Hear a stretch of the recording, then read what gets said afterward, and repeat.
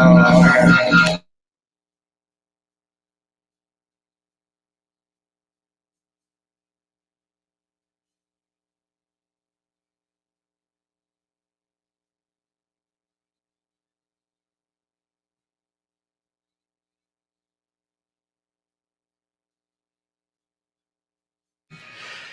to have you along here, 3 and Out on the Southern Pigskin Radio Network. Kevin Thomas, Ben Troop, glad you are with us. Thanks for making us a part of your day, as we got a lot to get to here on the show. Ben, we'll hear from Corey McCartney, author of Tales from the Atlanta Braves Dugout. Braves in the news a little bit. We'll tell you why coming up in just a little bit. Also, Eric Kane, 99.1 The Sports Animal in Knoxville. We're talking Georgia and Tennessee. And Mark Passwaters of AggieYell.com going to join us in the final hour of the program. And we will look at Texas A&M and Ole Miss this week. And Texas A&M still in it in the SEC West. If Auburn beats Bama in the Iron Bowl and Texas A&M can win the remainder of their SEC games, Texas A&M would go to Atlanta to play Georgia. So all is not said and done just yet there in the SEC. So Mark Passwaters will join us coming up in the final hour of the program. But Ben, obviously we're talking with Corey McCartney, author of Tales from the Braves Dugout. Coming up next segment, I want to ask him about what Scott Boras said, and so much saying that the Braves title, they were able to win due to teams tanking, which is a ludicrous take. As well, we'll look at what he had to say. He said baseball's most influential agent said the sport was the victim of a competitive cancer caused by teams unloading veterans to accumulate draft picks, and that the Atlanta Braves World Series title was a direct result of tanking. Scott Boras said, quote, "This is the Easter Bunny delivering rotten eggs. Every team says, I need to do this because it's my only option, knowing I can't reach a divisional crest. I can't get in the playoffs. We have seen the championship in 60 days. The rules allow for them to be less than 500 team at August 1. Add 5 players from the teams that no longer want to compete for very little cost, change the entirety of their team and change the for very little cost, change the entirety of their team and season. And we saw this unfold to the detriment of teams that created vast expense, planning, and intellect, won over 100 games. In doing this, we have now created an understanding that a fan would not know who the team is until, frankly, the trading deadline." End quote. Scott Boras, your business is baseball and you're a moron.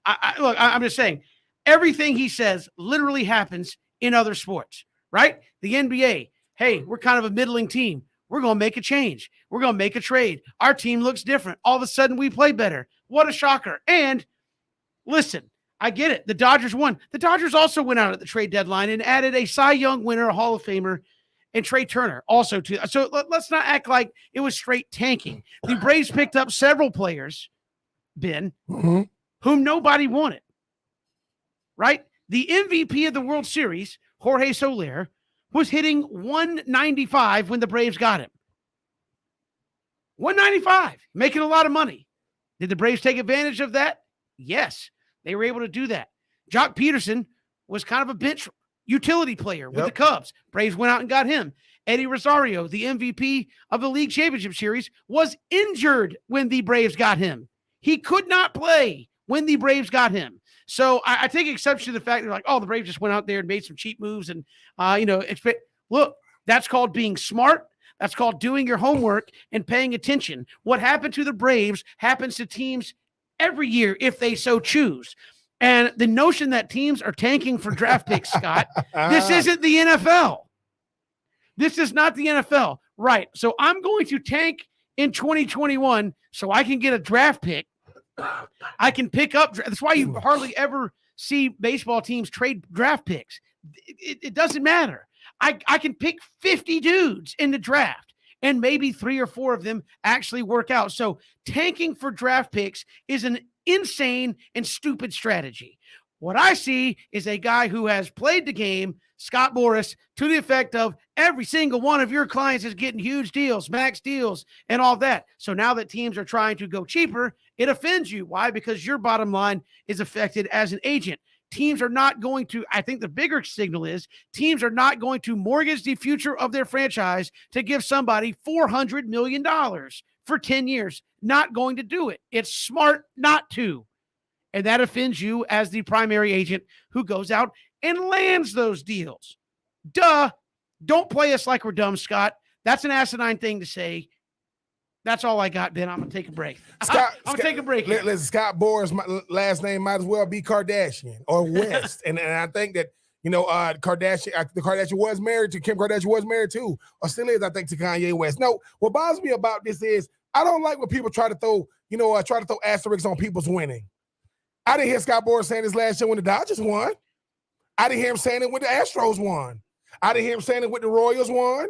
I've only heard him say this because the Braves won. Because the Braves won it in unconventional way. Braves won. Everybody's dumping players. Look, it's a young man's league in football, basketball, baseball, soccer, hockey. I want to get as young as I can for as cheap as I can and win as many games as I can. You talking about Jorge Soler, Kevin? People look at what Jorge Soler did in the playoffs, not what he did in the regular season, but he gelled with a team that had really, really good culture. What I don't like is this: Scott Boras is trying to take advantage of clickbait society. Let me say something outlandish, outrageous, because it's going to get me a lot of clickbait. It's going to have everybody talking about me. No, everything goes through phases. I remember when rookie first rounders made more, the first overall pick was making more than veterans. Now they got a rookie wage scale in the NFL because a rookie who was unproven should not make money than a player that is. But certain players in the majors are gonna get big deals like Tatis and Bryce Harper and Pujols but Mike Trout. But that's not the norm.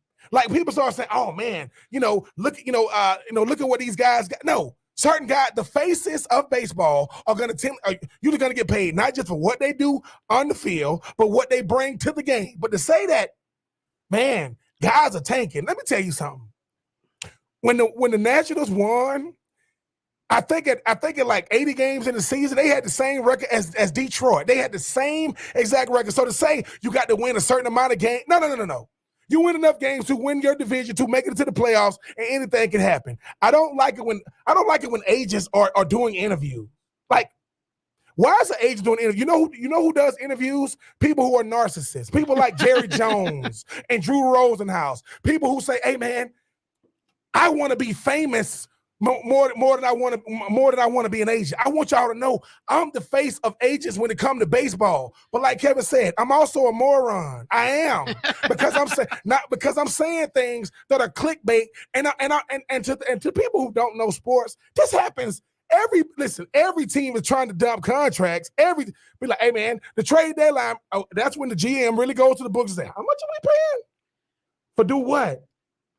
And mind you, nobody can live up to $30 and $40 million. Mike Trout got the biggest contract ever, and he's been to the playoffs once, but he's also the best player in baseball. So you better get your regular season on, because when the postseason comes, it's over. But yes, Kevin, I do agree. I don't like it when, certain people say, "Hey, man, ain't nobody talk about me." Well, you're an agent. You're a behind-the-scenes dude. Yeah. That's like saying, "Hey, man, Steven Spielberg make great movies, but if you show me his picture, I wouldn't know how he looks."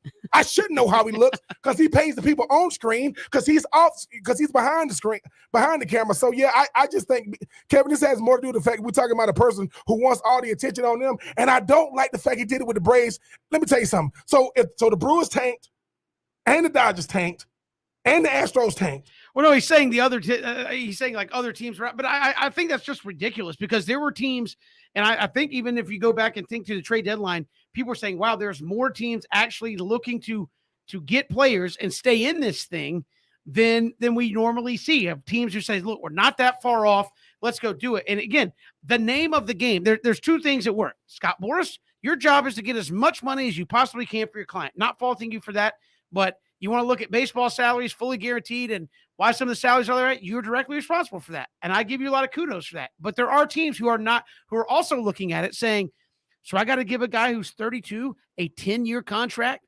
So when he's at 40 and 41, I got to pay him 25, 26, 27, 28 million. And he may be a shell of himself." That'll wreck the franchise. You can't. So you have an agent side and you have a business side. I think what the Braves did may be one of the most unbelievable things at the trade deadline, where they went out, they were smart. They made moves that at the time we looked at and said, because as much as Jorge Soler worked and Eddie Rosario worked and Jock Peterson worked, maybe they didn't. Maybe there was every possibility that 190 hitting Jorge Soler comes to the Braves and hits 210. And nobody. Kevin, this is another thing I don't like. anybody can talk about the end result and say, hey, man, no, it worked out. Because a lot of people didn't realize that the Braves might have the best culture, and chemistry in baseball. That's why all the guys, when's the last time everybody you got to the trade deadline contributed in the postseason? That happened in 2020. That usually doesn't happen. Soler and those guys, and Jock Peterson and those guys, and I'm just saying, it's just like what I don't, and Rosario and those guys. Look, Braves, please don't listen to this nonsense. Maybe he don't like what Jock Peterson said. When they did obviously when they was in Truist, but I don't like it. Look, if a sportscaster or if a journalist is making something, and we're talking about college football playoff or the future of baseball, I get it. But you're preaching, like people say, you heard what he said? That's idiotic stuff. Yeah. He don't like the fact that the days of 10-year, $400 million contracts could go out the window. There's a reason why only one guy in football has signed a 10-year, $500 million deal. God, who the hell want to be with a team 10 years? I don't want to be with a team who said I want to be here after 3 years. So I get it, Kevin. It's affecting his bottom line. But the thing is, you make your money with the lower tier guys and hope you get one of the big names of baseball. But to say what he just said, come on, man. This when people ask what is wrong with baseball, stuff like this, making people like this famous for nonsense. Well, I look at it and say, well, the Braves were a 500 team for most of the year. Hence why they made moves at the trade deadline to change that. And they did. I look at a team. If I won 106 games, I'm probably not making too many changes with my team because I'm playing very well. I'm getting there. The Braves were a middling team who said, we have a decision to make.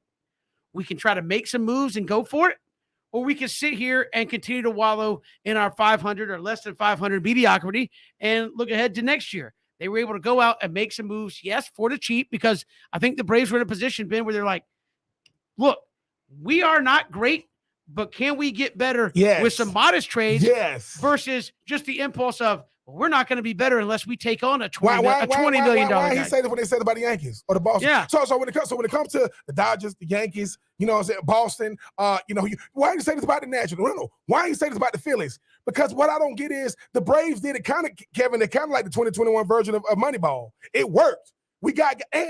No. It worked because of the core guys. Freddie Freeman is the best player, in baseball, as far as like first baseman. You got Ronald Acuna Jr., who wasn't even on the squad. I'm just saying, it's just Christian Pache, outside of changing the numbers, you didn't even see him. So you had a total different outfield. You had the guys like Ian Anderson and Max Fried, not named Mike Soroka, getting it done. And all of a sudden, because they won, and man, people are tanking. Let me tell you something. Tanking happens in football. Definitely happens in basketball. Yeah. But it is hard to do in baseball. Nobody's going to tank in baseball because, again, a draft pick, you're tanking for something that you may get 3 or 4 or 5 years down the road, not, hey, I just drafted the top quarterback out of college. He's my starter in 3 months. You're not getting that in baseball. We'll come back. We got more to get to. We'll talk to Corey McCartney, author of Tales from the Braves Dugout, about that and more when we come back. It's 3 and Out here on the Southern Pigskin Radio Network.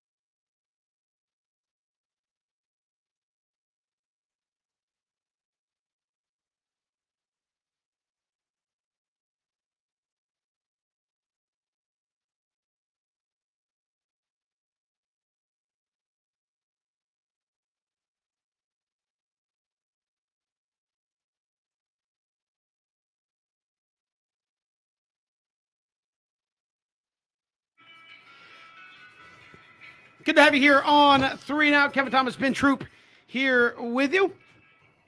Braves World Series champs, as we've talked about. Scott Boras sounding off on the Braves win because other teams were out there tanking and they were a different team after the trade deadline. All things that we already know and make perfect common sense to most people. But here to talk about that and more, Corey McCartney, author of Tales from the Atlanta Braves Dugout, joins us here on 3 and Out. Corey, welcome. How are you?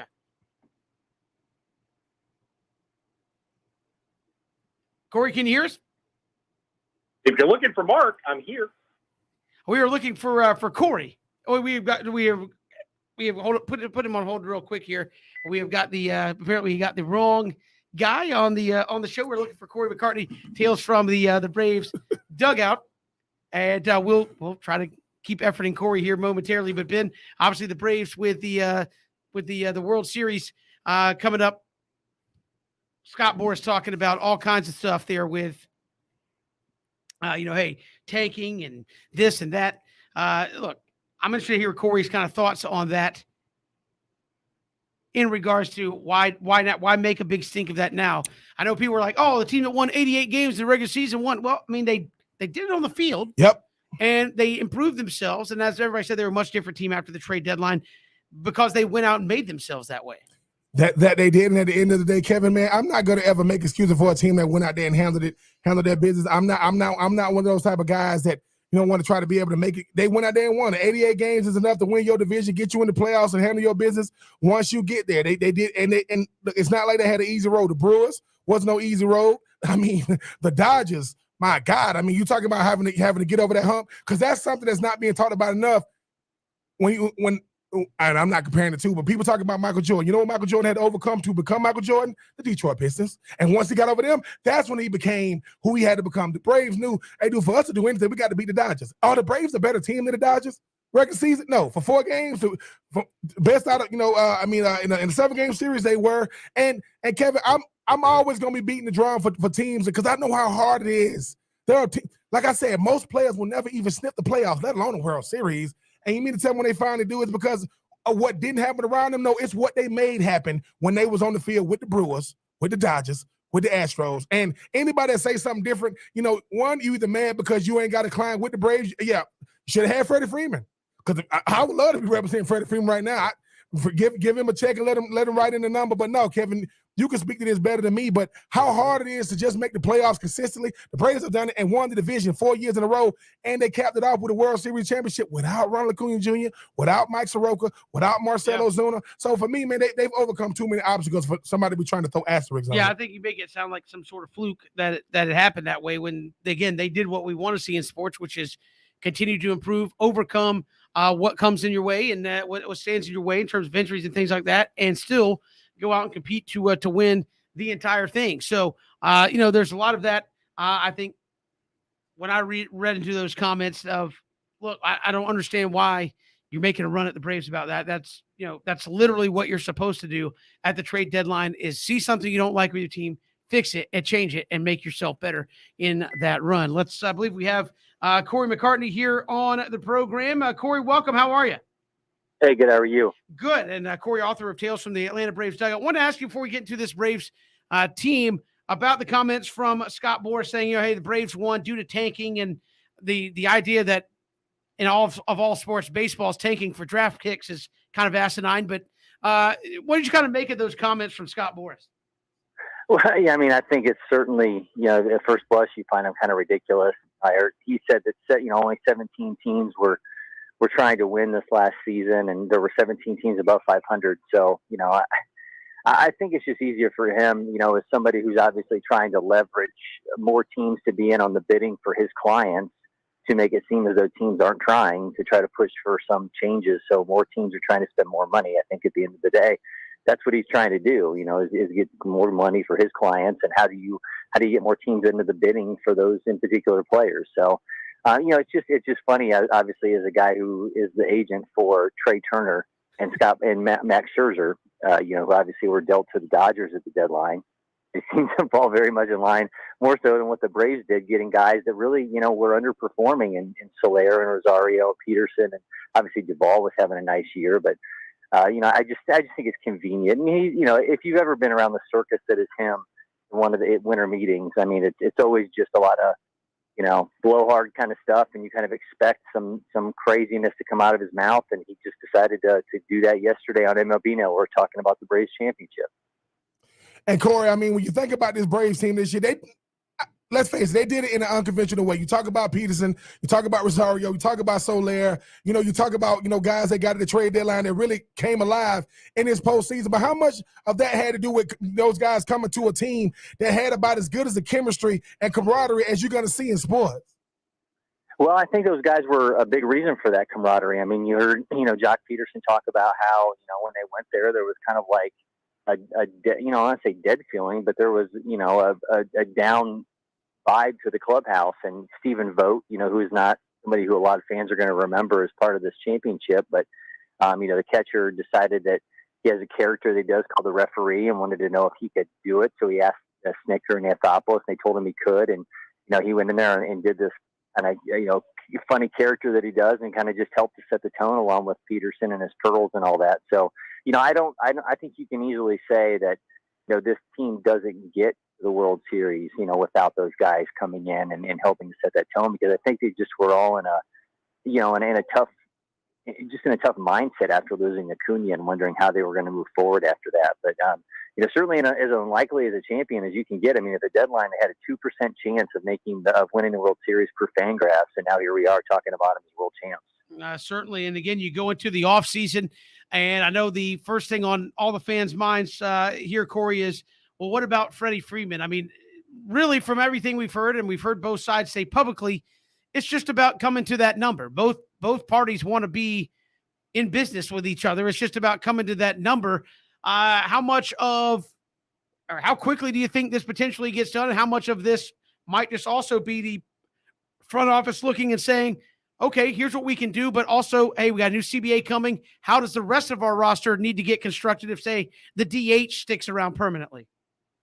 Yeah, I mean, I think you can say that the CBA is part of it. I just don't know that it's that much of a hang up with him, because, he's obviously aging really well. I talked about this article on Talking Chop today that, there are options, if obviously it doesn't work out with him, but I think, he's told us for years that this is what he wants and this is where he wants to be. But, I think, you look at the track record for Anthopoulos, and his deals have primarily gotten done in November. He signed Josh Donaldson in November. He signed Brian McCann, Travis d'Arnaud, Charlie Morton, Drew Smyly. Those have all been November deals. So I would anticipate this thing getting done ahead of that CBA expiration on December 1st. I know obviously when the outfield standpoint, you can say with Soler, yeah, that's very much tied into whether there's a DH in the National League. I just don't think it impacts Freddie that much. You can obviously, because I think he's got a market value per spot track of about 27 per year. So you can look at a 6-year deal. Maybe you get a 7-year option going into his 37, 38 year age season. I think that kind of gets it done. I'm sure there's going to be other teams that are going to want to throw bigger numbers at him, but I think we know where his heart lies, and I would just be stunned to have it be him, seeing him anywhere else in Atlanta. And Corey, how creative is Alex Anthopoulos going to have to get? I mean, obviously, you talk about a guy, Freddie Freeman, who has more than earned his new contract coming off an MVP season, obviously adding the World Series to it. But you always got to think about the future and the present, and why you want to give him his money. Like as Kevin mentioned, you don't want to salvage your future with a lot of, because I mean, nobody has a better farm system than the Braves. So when this thing is all said and done, what type of number you think Alex Anthopoulos is going to throw out there? Yeah, I think it's going to be 6 years, about 27 to 28 per. I think you do an option year for a 7th year. The one thing you got to remember is that Ronald Acuna Jr. and Ozzie Albies are on sweetheart deals. They're around for the next 8 to 9 years between the two of them. That's going to be past whatever contract comes up with Freddie Freeman. So this is not going to impact. They're in a position to pay him and not mortgage anything for the future. So I think they're going to be in a really good spot. Obviously, you've got guys like, Dansby Swanson's in his last year of arbitration. You've got, Austin Riley do a raise via arbitration, but they're not going to be in any way, shape, or form hurting where they can't still, get Freddie towards that close to $30 million per year and still be, able to put a competitive team around it. Corey McCartney joining us here on 3 and Out, and you go to the other moves that need to be looked after, and obviously the outfield. You have Ronald Acuna coming back off of injury, but how does that outfield construction look? Obviously, Acuna can play center field, but I don't think the Braves obviously want him to every day. Who are the guys they're looking at trying to bring back, as obviously the math and just in terms of bodies doesn't necessarily work from all the guys they had there at the end of the year? Sure. Well, Adam Duvall and Jock Peterson both had mutual options that they both declined. The thing with Duvall, though, is he's still under club control for a year. So they could work something out where it's a multi-year deal for him, or he could go into arbitration, and still be a part of this team. I would anticipate seeing him back, and he obviously played center field every game during the postseason. So I think he's obviously a Gold Glove winner now. You could put him in center. I think the DH allows you to have Soler come back and not have to have him in the outfield consistently. I think that could open the door for Rosario coming back. To me, Peterson's the one that's likely going elsewhere. I just don't think he's got an everyday role with this team. So do they look elsewhere from a center field standpoint? I mean, you could go the free agent route with a guy like Starling Marte, who, blew up with the A's last year and ended up leading the majors in stolen bases. Certainly you could go the trade route with a guy like Byron Buxton. He's got injury history, but I think he's gettable through Minnesota. So I think there's a lot of options, but certainly you've obviously got Acuna on contract. You've got a club control year with Duvall. You've got some other guys, but you've got that thing hanging over there with Marcell Ozuna, and you're going to have to pay him one way or the other, whether he's going to be a part of this organization going forward or not. That's obviously looming. A suspension's looming. So there's a lot of question marks in terms of how that outfield's going to shape up. And Corey, I mean, with a lot of guys going to arbitration, you mentioned the situation with Marcell Ozuna, if they can get that ironed out, or hopefully a healthy Mike Soroka in 2022 with obviously, Ronald Acuna Jr. coming back. How dangerous can this Braves team be with a lot of guys that were key contributors that weren't even on the field this year that still get to say they're World Series champs? Yeah, I mean, that's the crazy thing, right? I mean, I think, you look at it and say, they caught lightning in a bottle with everything with those outfielders, and arguably their best player wasn't even, he's a cheerleader. He's resigned to be just standing in the dugout, jumping up and down. So, I don't know when we're going to see Mike Soroka again. I think the hope is that he can come back and be a viable major league player again, but there's no timetable on him, right? I mean, I think you think about the timing of his re-rupturing that Achilles. We may not see him if we do until, after the trade deadline. So I'm not really sure about him, but certainly, having a healthy Acuna back, and he's going to be a man on a mission trying to follow up last year, and he obviously was an MVP candidate looking like that, when he was playing. So, this team is just going to be so dangerous. And you think about, the way that those young guys grew in that outfield and the infield, excuse me. It's going to be a really good team again. And certainly they have to, there's going to be a hole, I think, to fix, in that pitching department. I think they're still going to be in the market for a veteran arm out there to supplement those what they have in that rotation, but they've got some work to do. But certainly, when you have work to do as the reigning champion, it feels a little bit better than having a lot of holes to fill with somebody who missed out on the postseason. It certainly does. And Corey, I was going to kind of follow that up. You are a team that obviously had a lot of experience this year going into the playoffs, winning a World Series. Would this be? I know they said they were going to add payroll, but would this be a good team to add one of those high flight rookies too that are in your farm system and put them with a team that's got so much veteran experience, a Drew Waters, a Pache, a Michael Harris, or maybe even see one of those potential catchers of the future get a chance to play big league every day, because obviously d'Arnaud's not going to be the everyday guy for down the road. I think we're more apt to see one of the catchers get a chance. And I know everyone's fallen in love with Shea Langoliers. When you go off pop time, his average pop time is really close to JT Realmuto, who's kind of the gold standard for that right now in the majors. And you think about the way that people ran on d'Arnaud during the postseason. He threw out 5 guys after the entirety of the year. He threw out 5 of the 31 guys who tried to steal on him. He threw out nobody during the postseason. So Langoliers is a cannon. So I think you think about a defensive upgrade that you could use as a secondary catcher. I think that battle in spring training between William Contreras, Shea Langoliers for that second catching spot is going to be a big one to watch this spring. Corey McCartney, our guest here on 3 and Out. Corey, appreciate the time. Thanks so much. All right, guys. Appreciate it. Appreciate it. Corey McCartney joining us here, author of the book Tales from the Atlanta Braves Dugout, joining us here on 3 and Out. We've got more to come. Hit us up on Twitter at Pigskin Radio.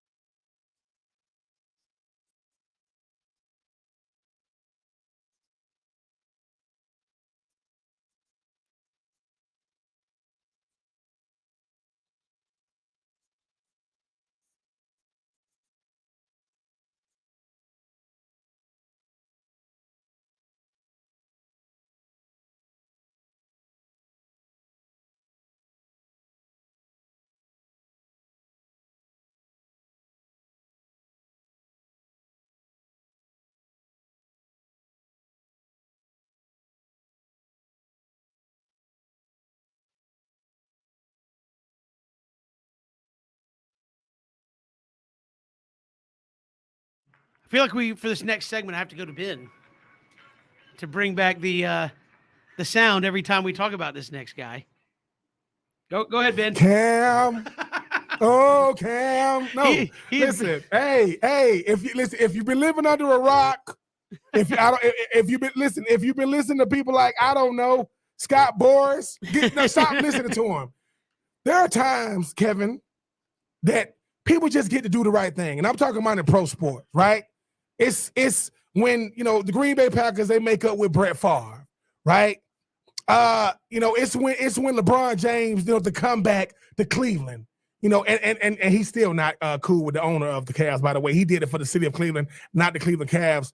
But I looked at it this morning, Kevin. I said, oh man, Cam Newton is potentially going to re-sign with Carolina. Now that I see breaking news, and the thing is, Cam Newton, Kevin, let's say it. There are certain players that they're the only reason why you watch a team. You have no reason. When's the last time you watched a Carolina Panthers game? But don't say when they was playing the Falcons. You don't. When they were playing the Falcons. Because Cam Newton is the greatest player in Carolina Panthers history. Take nothing away from Steve Smith, Senior and Jake Delhomme and those guys. He re-signed with the Carolina Panthers today, and obviously, depending on the physical, he's probably going to try to either play on Sunday, definitely going to be on the roster, but kept his house in Charlotte. Kevin, you just like me, a lot of people were confused why he ever got cut because people get hurt. Cam Newton, regular season MVP, NFC champion, went to the Super Bowl, and I think right now he has 70 rushing touchdowns. Cam got a chance to have 100 rushing touchdowns if his career does go after this year, Kevin. But Kevin, you got the news. Cam is back. And that's Cam with a C. We got the Cam with a K, if you didn't know. But yes, Cam is back. How do you feel about it, Kevin? And like I said, I said this on Twitter, there are certain times you can do the right thing. There are certain times you get to make the right move, and there are certain times you get to do both. I think Carolina did both. And again, you're coming down the back half of the season. How much better does that make Carolina right now? And again, this was one where they were already together once, right? And he had left. Went to New England. Now we have the reunion. Does the second time around always go swimmingly? Are you expecting it to go swimmingly here for Cam and Carolina? I don't know, Kevin. I mean, I'm because different team, different coaching staff. Matt Rule obviously is a guy that understands it. Matter of fact, different team, different owner, different head coach. But I think about what Cam brings to the table. Cam still got an it factor. Now, are you running the complete same offense? No. But I think if you can get out, I don't know the health of Christian McCaffrey. I don't know how well that defense has been playing, but Cam, listen, he's still 6'5", 245, 250 pounds. You still got to make a big. Now, is he running away from dudes? No. I think Father Time and Cam been riding with each other the last 2 years. And Father Time said, look, man, you ain't Tom Brady now. I'm coming for you. But Cam keeps himself in shape. Cam kept his house in Charlotte. Cam needs to be that one on his chest and that Newton on his back. Well, you know what I'm saying? With them Carolina colors, it just goes together. I'm just gonna be happy to see him back out there, Kevin, because just like I know, Kevin, if you the Braves and you run out there with Ronald Acuna or Freddie Free, that makes you think, we got these players on our team, so that gives us around those two guys confidence. If you can't gain confidence with a guy that's built like a freaking linebacker or a defensive end that plays a quarterback position, that's got to be ecstatic to be back home. Nothing else will. So I'm looking forward to seeing him back on the field. I just hope that he doesn't have to try to overcompensate Kevin for not being there because, haven't been there a while. Let me prove. No, go out there and play within the confines of the game. And Cam, I think you're 31, 32 now. Get down. You don't got to prove anything. We want you to walk off the field the same way you walked on. But I am happy for old killer Cam Newton. And you're back with Cam, Matt Ryan, Tom Brady. Come on. And I guess Jameis. It used to be Drew Brees, but Jameis when he's healthy. Trevor Simeon. You got to beat Trevor Simeon. Taysom Hill. That's easier said than done. I'll say if you're a Falcons fan, are you worried about Cam being back in Carolina? You just should. I guess you couldn't beat him when he wasn't there, but well, listen, you should. This is why you should. Yes, you're good enough to score points on offense, Kevin, but who do you be stopping on defense? Deion Jones, who are you? AJ Terrell is balling, but Cam Newton is going to be playing, not, I don't want to hear this, Cam against the world. Get out of here with that nonsense. Ain't no revenge. But Cam going to play some good football. I think he got a younger team around him. But with Atlanta, though, I've never worried about the offense. I mean, Cordell, make sure you drink, plenty of Gatorade, get you get you a cortisone shot or whatever, because number 84 for Atlanta does everything for that offense, both rushing, receiving, and if they don't even put them on special teams because, that exerting more energy. But yeah, Kevin, you should be nervous if you are that Atlanta Falcons defense, because outside of Grady Jarrett, it ain't much and AJ Terrell, don't even throw this side, ain't much to talk about. So yes, Cam, I mean, I'm always conflicted with Cam, and Cam said, I root for the Falcons when I'm not playing against them, but when I'm playing against them, I'm trying to give them that business. I don't think he's gonna be running away from nobody, Kevin. But hey, man, Superman is back in the building. There you go, and he'll be back on the sidelines sooner rather than later. We got more to come here on 3 and Out. Take 3 coming up next hour. We'll get the very latest with Georgia and Tennessee. We'll hear from Eric Kane in the final hour, 99.1 The Sports Animal in Knoxville, talking Georgia and Tennessee. And Mark Passwaters of Aggie Yell will join us coming up in the final hour of the program. You got Texas A&M and Ole Miss this week. Why is that important? If Texas A&M can win out and keep track of that Iron Bowl, and Auburn beats Alabama in the Iron Bowl, Texas A&M will play Georgia in Atlanta, not Alabama. They are still very much in it there with Texas A&M. Mark Passwaters will join us coming up in the final hour of the program. This is 3 and Out on the Southern Pigskin Radio Network.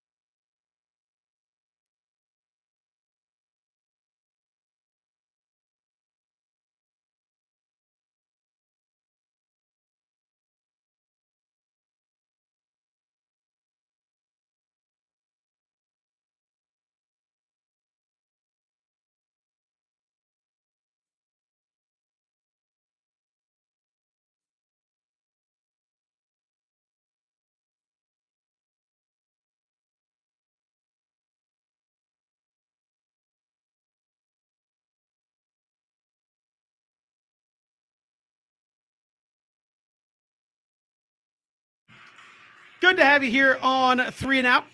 Kevin Thomas, Ben Troop, glad you are with us.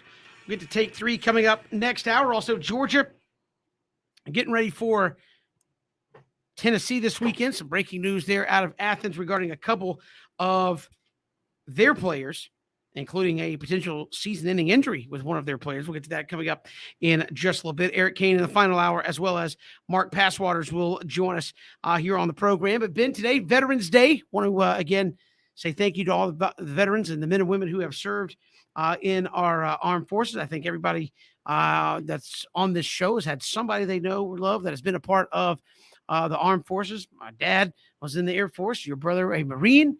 BJ's dad, of course, has been in multiple branches of the military, and we appreciate all those men and women and what they do what they have done. A veteran, I guess, what they have done for our country, and what the men and women that are currently in there continue to do. Yeah, Kevin, I think you said the best. I mean, had a chance to have lunch today with Papa B. 31 years in the Army, 4 years in the Air Force. My brother, as you mentioned, a Marine. My father spent 4 years in the Army. My cousin was in the Marines. JT, in the Army National Guard. You can't say thank you enough to certain people, Kevin. Even to your father, because I mean, let's face it. I mean, we all ain't built for it. Let's not act like we all would do it. There are certain people, when you are around them, the reason why you get choked up because of what. I mean, how do I say thank you enough? So to every man and woman that was in the armed forces, we say thank you today. We don't have enough Veterans Days. We should have a whole month of it. I think one day doesn't do it justice. But look, if you see a veteran today, listen. Tell them thank you for their service. Tell them they are the greatest among us. Tell them because of their sacrifices, we get to live the lives we live on a day in, day out basis. But somebody said something today. They gave up the best years of their lives for our entire life. So for that, we say thank you. And we can't say we appreciate you guys more enough. Yeah, absolutely. And again, a day, one that should be every day, quite frankly, but here on Veterans Day, a chance for all of us to say thank you and appreciate what you guys have done and what veterans in the future will do for this country. And again, just a day to say thank you for that. We'll talk to some folks coming up later in the show about that, Ben. So we look forward to that coming up, and we'll get to take 3. And we're going to have to change take 3, Ben. We were talking about that. One of the questions we were going to talk about was, where should Odell Beckham go? Well, apparently that's just happened. He's finalizing a deal with the Rams. So how does that change some things? We'll get to that. But again, we're seeing some moves here in the National Football League that are doing what I guess Scott Boras is afraid of, reshaping your team. The Rams don't look the way they did at the beginning of the season. It's a big problem, but no Odell Beckham going to the Rams. No, it should be. Listen, OBJ. People. He kept the league on the edge. Clear waivers, and Kevin. There's only one thing you can get, better than, a veteran for, a lot of money, a veteran for veteran minimum. And you're going to get, and think about OBJ. I think if a team would have picked him up, they would have owed, the Browns would have owed $7.25 million. And since he cleared waivers, obviously they can give him a veteran minimum. But OBJ makes anybody better except the Browns. I don't know what went on with him and Baker Mayfield. I don't get it. You give a guy that was that electric, that was that explosive, that was that productive, and you put him on the Browns team, that if you hand the ball off to Nick Chubb and Kareem Hunt, you just go over the top with him. But one thing Matthew Stafford's going to do, Cooper Kupp, Robert Woods, OBJ, Jalen Ramsey, Aaron Donald, what the hell going on? It's about to get rough. But, yeah, man, I'm happy that OBJ and now, Kevin, New York to Cleveland, to LA, that boy just hit the jackpot. That boy out there amongst the other stars. LeBron, OBJ, what up? What's going on out there? Yeah, I mean, there's a reason. Again, front offices are not dumb, Ben. There's a reason he cleared Raiders. Wait, so if I just wait, I don't have to pay him $7 million. Oh yeah, the GM's like, I got OBJ on the phone. Hang up. What? Hang up. Not yet. A few more teams have to pass. Hey, OBJ, man. Sorry, man. We lost signal. It's crazy. But Kevin, no. I mean, OBJ is still productive. Like. Once again, I use the David Justice Moneyball scenario. Hey man, for $4 million, man, I think I am like that. No. The Yankees are paying your other half. I'm not paying you for the player you were. I'm paying you for the player you can have left. Like I'm paying you for the OBJ is playing for his present and his future because he don't got no multi-year deal. I don't think he's gonna get no more $90-something million contracts. The man just had a 29th birthday. He get to go to LA. Listen. What? Oh my God, I forgot. Von Miller. He's in freaking. So all I'm saying is, LA, hey man, they going for it this year. Hey, good for them. I mean, again, that's the whole dynamic of why you do some of these things, so you can improve your team. And again, I know a lot of folks waiting to see how that one was going to play out at the end of the day. So that's changing dynamics. You have Odell Beckham going to the West Coast, Cam Newton back in Carolina. So a couple of pretty big roster moves happening today around the National Football League. Ben, You got Cam back in Charlotte. You got OBJ in LA. You got our Cam with a K, who seems to love all things LA. But hey, man, OBJ, congratulations. Cam Newton, congratulations. And hopefully those boys can go out there and show the world what we've been missing as far as like their unique talent. Can I talk about Cam real quick? I got 10 seconds. Uh-huh. Cam comes running just outside the studio during the break. Go, oh, OBJ to the Rams! It's amazing. And then he goes, I'm not really an OBJ fan. I was like, what in the world is going on? OBJ. I was like, come on, Cam. We'll come back. We'll take 3 next here on 3 and Out.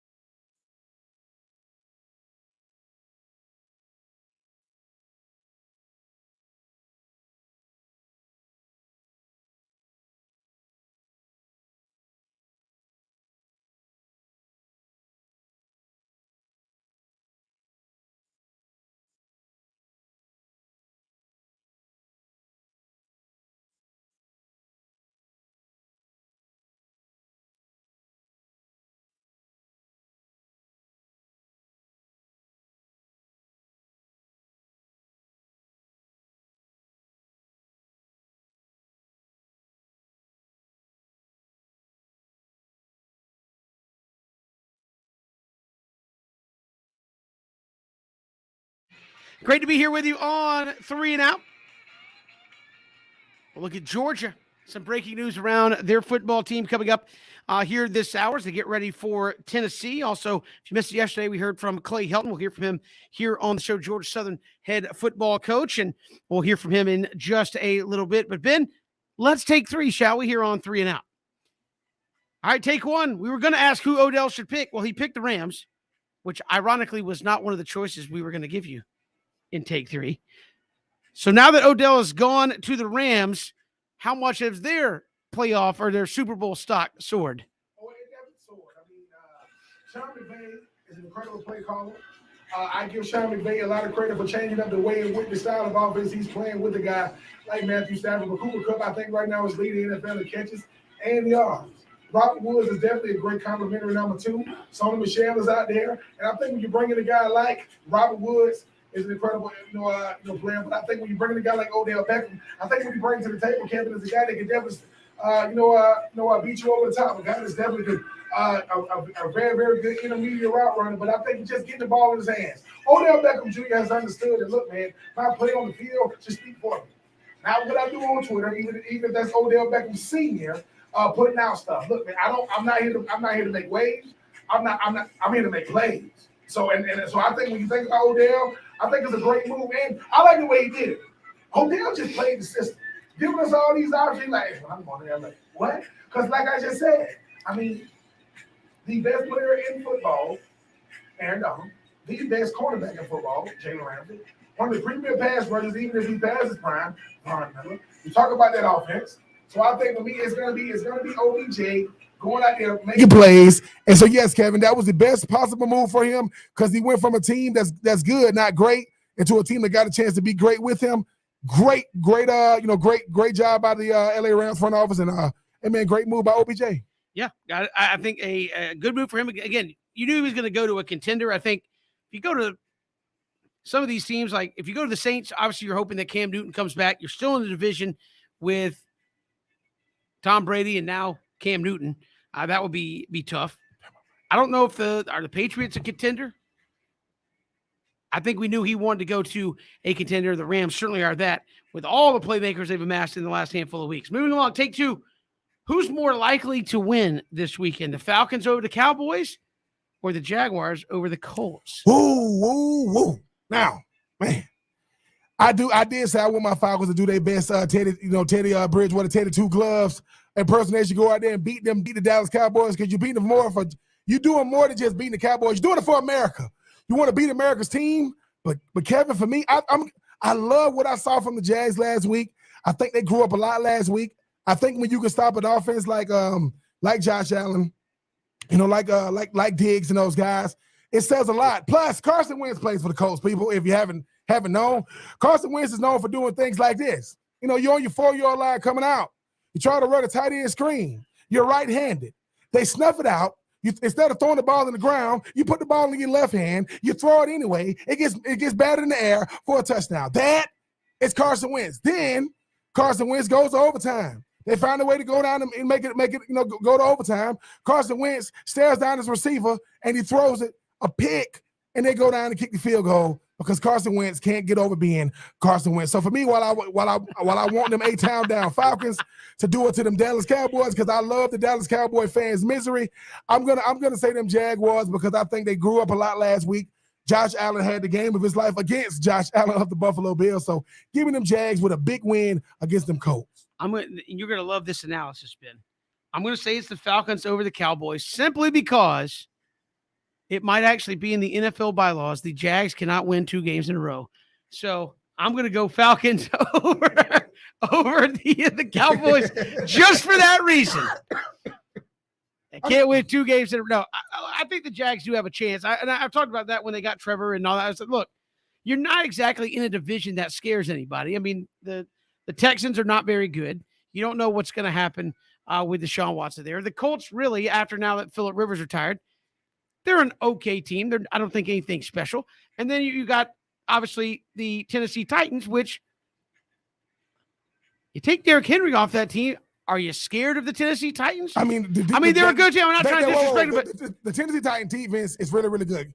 Kevin Byard and those boys and Simmons Right, and those but, boys. but you're not scared of them. But no. Let's face it. When Freddie Krueger is no longer in the backfield running the ball, you're not afraid of him because I'm sorry. Because you're the Jags going, all we got to do is score 9 or 6 again, and we can beat them potentially just beat the Bills. But, I mean, I think you're in a division where you can win a lot of games. Yes. It just seems like the Jags have been one of those teams that can't get out of their own way, and like winning 2 games in a row. They're very, very young. I think they are the youngest seems team like, in the league. As BJ would say, seems like a market correction is coming. Oh, yeah. For the Jacksonville Jaguars. Constituted, the Jags might have a chance to go 2 games in a row. Urban Meyer out there hugging people, getting Gatorade baths after wins. Hey, man, you want to know what it feels like to win 2 games in a row? He might have get to do that, not because he is a Jag, but because Carson Wentz is the starting quarterback for the opposing team. I get it. I'm scoring Falcons over the Dallas Cowboys. All right, moving along, take 3.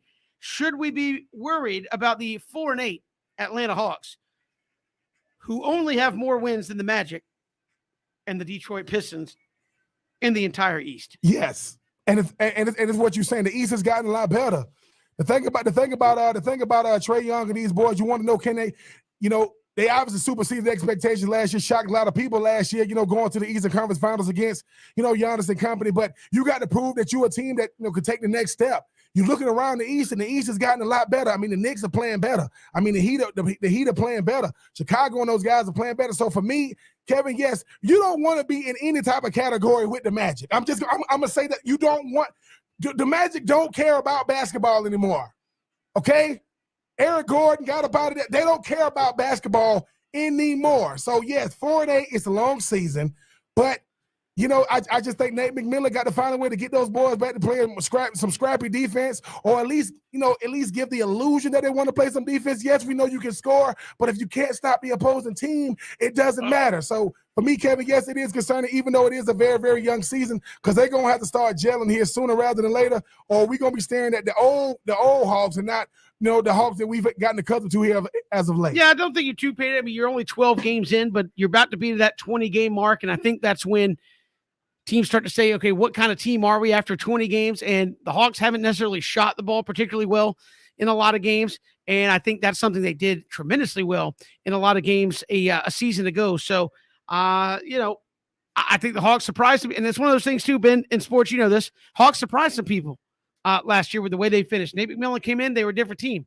Not going to surprise anybody now. You have, 3/4 of a season worth of tendencies from Nate McMillan. The Hawks roster is pretty much the same, more or less, as it was last year. So you kind of have the same personnel, and it comes down to who can make those plays, and can this team shoot better collectively than they have to this point. I think they can. I don't think it's panic time. No. I think there's a little bit of concern, but it's like because in the NBA, it's one of those things you get so far down, it's like, man, even if you play 500 or 600 basketball, it's a long climb to get us back in that relevancy category. So I don't think you're in panic mode yet, but I think if you're Nate McMillan, you're sitting around looking going, all right, these are the same guys that got us to the finals last year, the Eastern Conference Finals. These are the same guys. Yeah.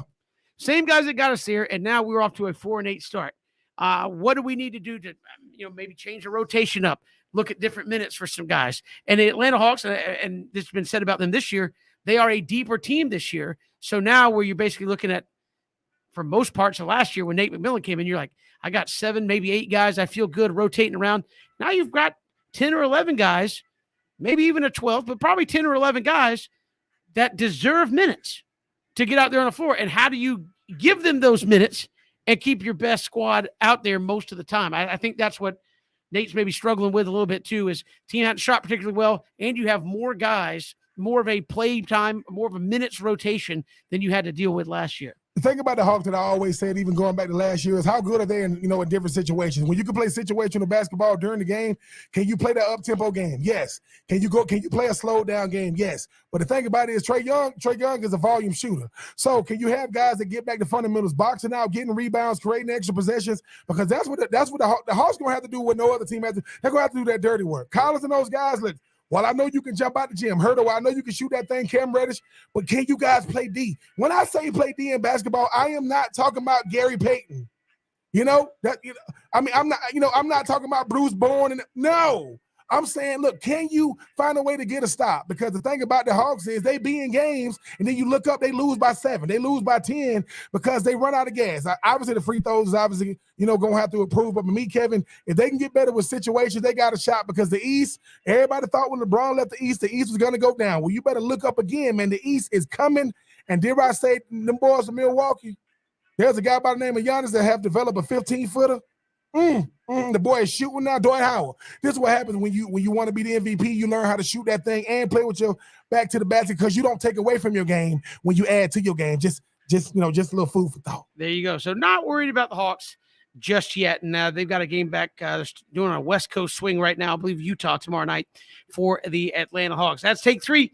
We do it each and every day. This time we got more to come here on 3 and Out. If you missed it, yesterday had a chance to sit down and chat with Clay Helton, new head football coach of the Georgia Southern Eagles, to talk about his vision for the program. We'll hear from him next here on 3 and Out, all across the Southern Pigskin Radio Network.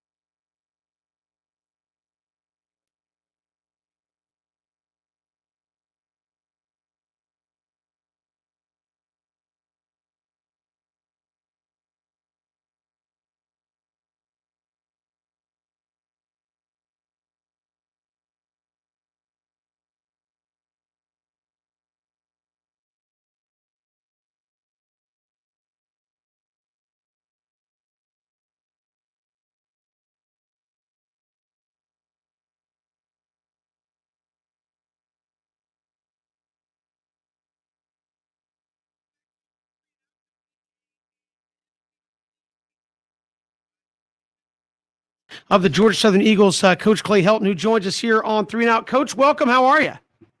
Thanks, Kevin. Doing great. Just hitting the ground running, working daylight till dark to try to evaluate our team, recruit, build relationships in the community as well as our players. And there's not enough time in the day right now. That's what I figured out.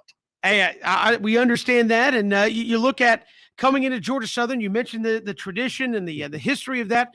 What are some of the things you've kind of found out about that Georgia Southern program in just a short time on the job, about some of those traditions and things that they hold sacred there in Statesboro? Well, I tell you, the things that I've learned, and I knew coming in because I'd studied it. One is the tremendous leadership of our president, Dr. Marrow, and Jared Benko. Their vision of producing a platinum standard college football program that is the national story, that consistently wins Sun Belt championships, but also puts itself in the national limelight. And that's why I'm here. When you talk about that tradition and the championships that have won here, 6 national championships, 3 bowl game wins since 2014, since joining the FBS, there's just a winning culture that's here and is expected. That really excited me. And then you see guys like Tracy Ham and Adrian Peterson and Coach Whitley, who's here right now. You see the greats coming in and being supportive here. That means it's a special place. And the people of this community is what makes it special. The fan base, it means more here.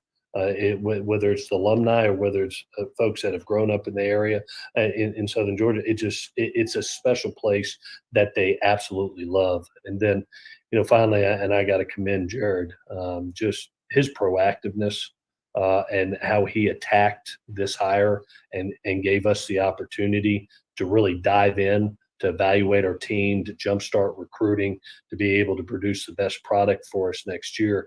It really spoke volumes to me. And it's pretty dang nice recruiting the state of Georgia. Yeah. there are players everywhere that are really good. You can draw a 250-mile circle around Statesboro and build a championship team every year. Coach, I know you mentioned this at your introductory press conference, but how quickly did all this come together where you got the phone call, there was interest, and here you're in Statesboro, what seemed like from the outside looking in pretty quickly? Yeah, I tell you, it was over a couple weeks' time. It started with just a simple phone call with Jared reaching out to me, and what was supposed to be a 10-minute call turned into over an hour. And leaving that phone call, I was really excited about the opportunity. I had the opportunity to come and sit down with the search committee, see their vision, if it was a fit both for myself as well as Georgia Southern. And it was, it was something that we were both looking for. And then, having the opportunity to see Dr. Marrera's vision. I've never had a president literally take over an hour of his time and be able to really talk about what he's trying to accomplish, not only in the athletic department, but for the entire university. I'll say this, they're really good recruiters here. and by the end of it, when Jared off the job, he said, "What do you think, Coach?" I said, "I'll start walking from California if you want me to." I believe so much in this opportunity and what it can be. Having grown up in the Southeast, I know how special this place is, and I look forward to putting that platinum standard level again, that everybody knows where Statesboro, Georgia is. And Coach, obviously every day in college football is an evaluation, but you get to go out there and look at the guys you currently got on the roster as well as your coaching staff. What are early impressions of guys that's already on the roster, and what have you seen so far? Yeah, it's really important being an offensive guy, and knowing that this has been a dive option football team for a while. We're going to be transitioning to a very physical run game style offense, but also can be explosive down the field and attack every inch of grass. And having this opportunity, having basically these last watch practices, the things that have stood out to me is there's a tremendous running back core here that we're going to have the opportunity to utilize to create this balanced offense that has a physical style run game. But I've been impressed. I've been impressed with the wide receivers that I think in the new system are going to be able to showcase themselves and be able to attack every inch of grass there is on that field. The quarterback wise, I was really impressed with Cam the other day, coming in as a young player to really spark the offense. Being able to watch him, be at practice, and obviously defensively, I thought did a great job versus Coastal Carolina. It held up for a long time. We had some turnovers in that game, but there's a experience level on defense, a want to level on defense right now. They care. They're fighting hard. This is a team that has grand expectations and has championship expectations, and they want to get there. And between myself and our staff, we're going to help this team get back to that championship level. And Coach, when you talk about that evaluation piece that you were able to get, how important was it, or how big is it for you to be able to come in this last month, where a lot of times you see coaching changes that take place? You're talking about you probably get to watch bowl practice and a bowl game. How much of a head start does this give you on spring ball, being able to evaluate 3-4 ball games of live action here? Yeah, no, I feel like I'm stealing, Kevin, to be honest with you, because usually you come in, you get hired in December, and what do you immediately do? You're in high schools, you're recruiting, and you're away from your team, and you really don't know exactly the pieces of the puzzle that are currently there. Twofold, not only am I getting to evaluate a team, but I'm getting the opportunity to have one-on-one conversations throughout the week of really getting to know these guys and what they're about, what are their strengths, what are their areas of growth, what are their hopes, what are their dreams, and really building relationships. And that sometimes that doesn't happen until January. When they get back on campus, to be able to have this time, you're really diving into what the team is, what its strengths are, what its areas of growth are and needs, and being able to fulfill those needs in recruiting. So it's like having the answers to the test, to be honest with you, is being able to garner this information and now be able to acquire the other pieces of the puzzle that we need to be a championship football team. Coach, you were obviously at SC in a couple of different roles for some time. What did you learn from that experience? And when you look back on it, what stands out?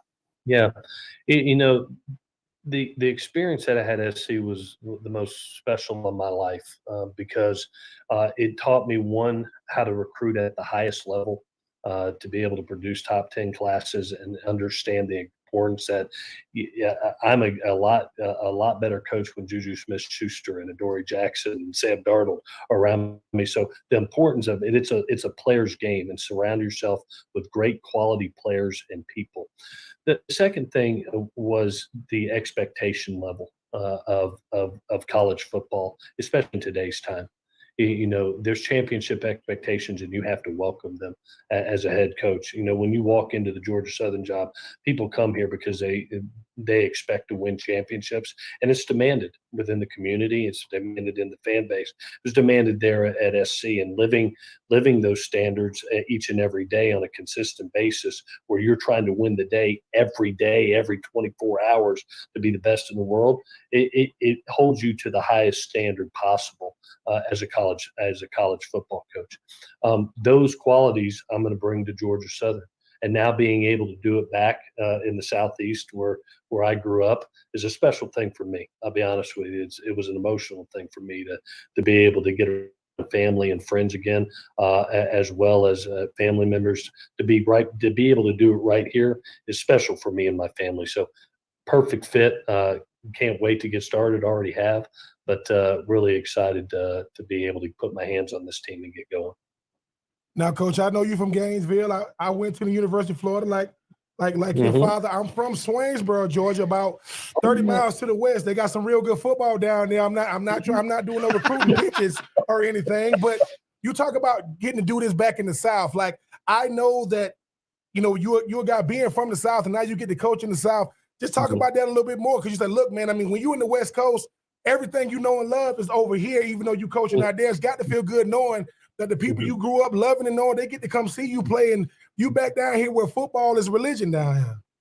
Yeah. Well, one, I got to find a really big house, and I got to get about 200, 300 extra tickets, because I got every family member and every friend I've ever had saying, Coach, I'm coming.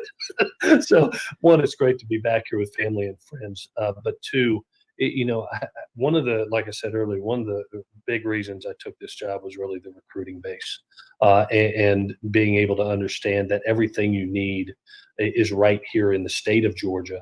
And you have to really focus and make that a priority one of being able to get quality talent from the state of Georgia right here.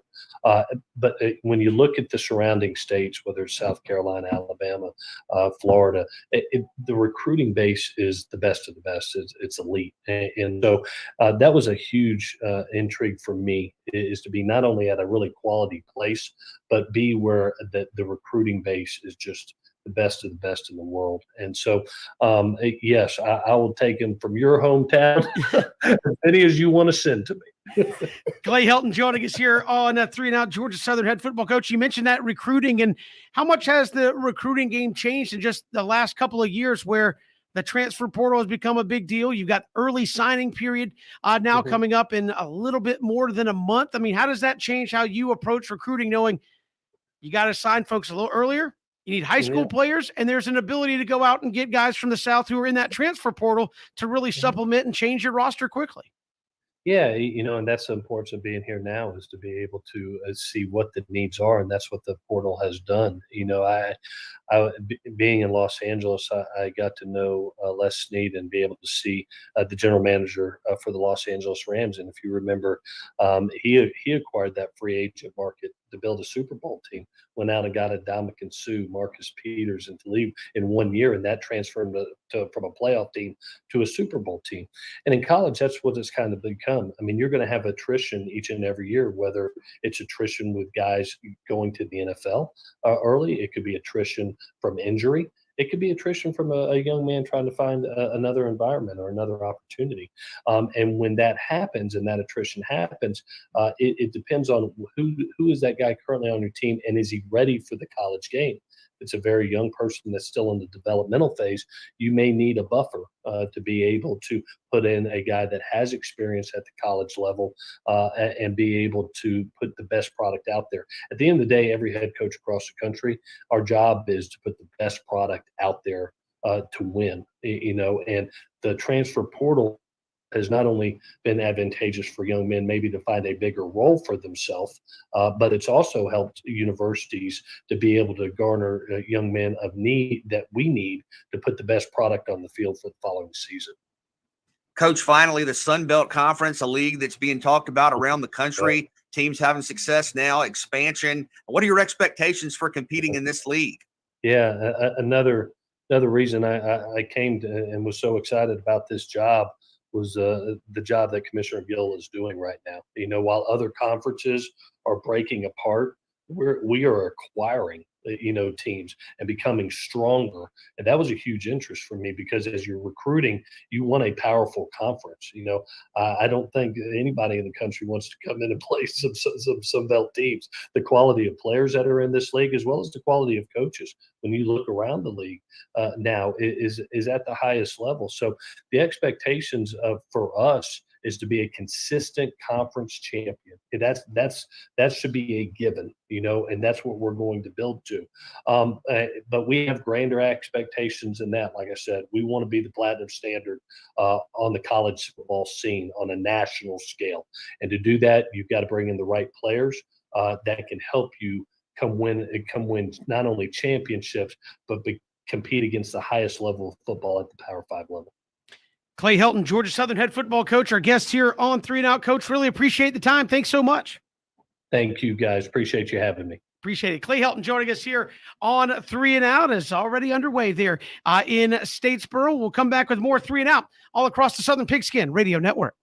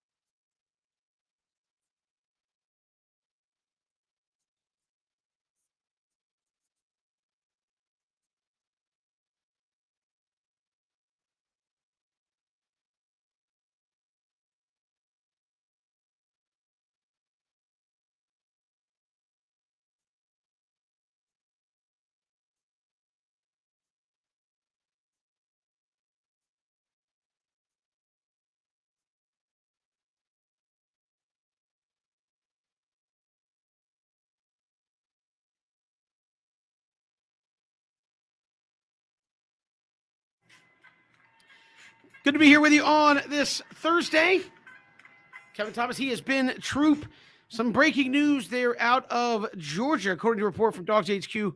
As Palmer Toms, Georgia wide receiver Arian Smith suffered a leg injury that is likely to end his season. He had missed multiple weeks due to injury. Had a touchdown catch, though, last weekend against Missouri. So wide receiver core getting a little thin there, Ben. And, of course, the bigger news, Georgia linebacker Adam Anderson was officially charged with felony rape on Wednesday after a 21-year-old woman accused him of raping her in an apartment in Athens, Georgia on October the 29th. He voluntarily turned himself into police on Wednesday as being held without bond at the Athens Clark County Jail. He also denied the allegation through his attorney. So turned himself in, but through the attorney released a statement saying, look, I'm innocent of these charges, but he was officially charged there on Wednesday. So just some of the news there out of Athens before they go to Tennessee and play the Vols this weekend. Yeah, Adam Anderson, that situation is one that's very, very delicate. Kevin, when you think about, listen, we don't take any type of allegations, definitely rape allegations lightly here, not just on this show, but in life. And we're going to let the justice system play itself out.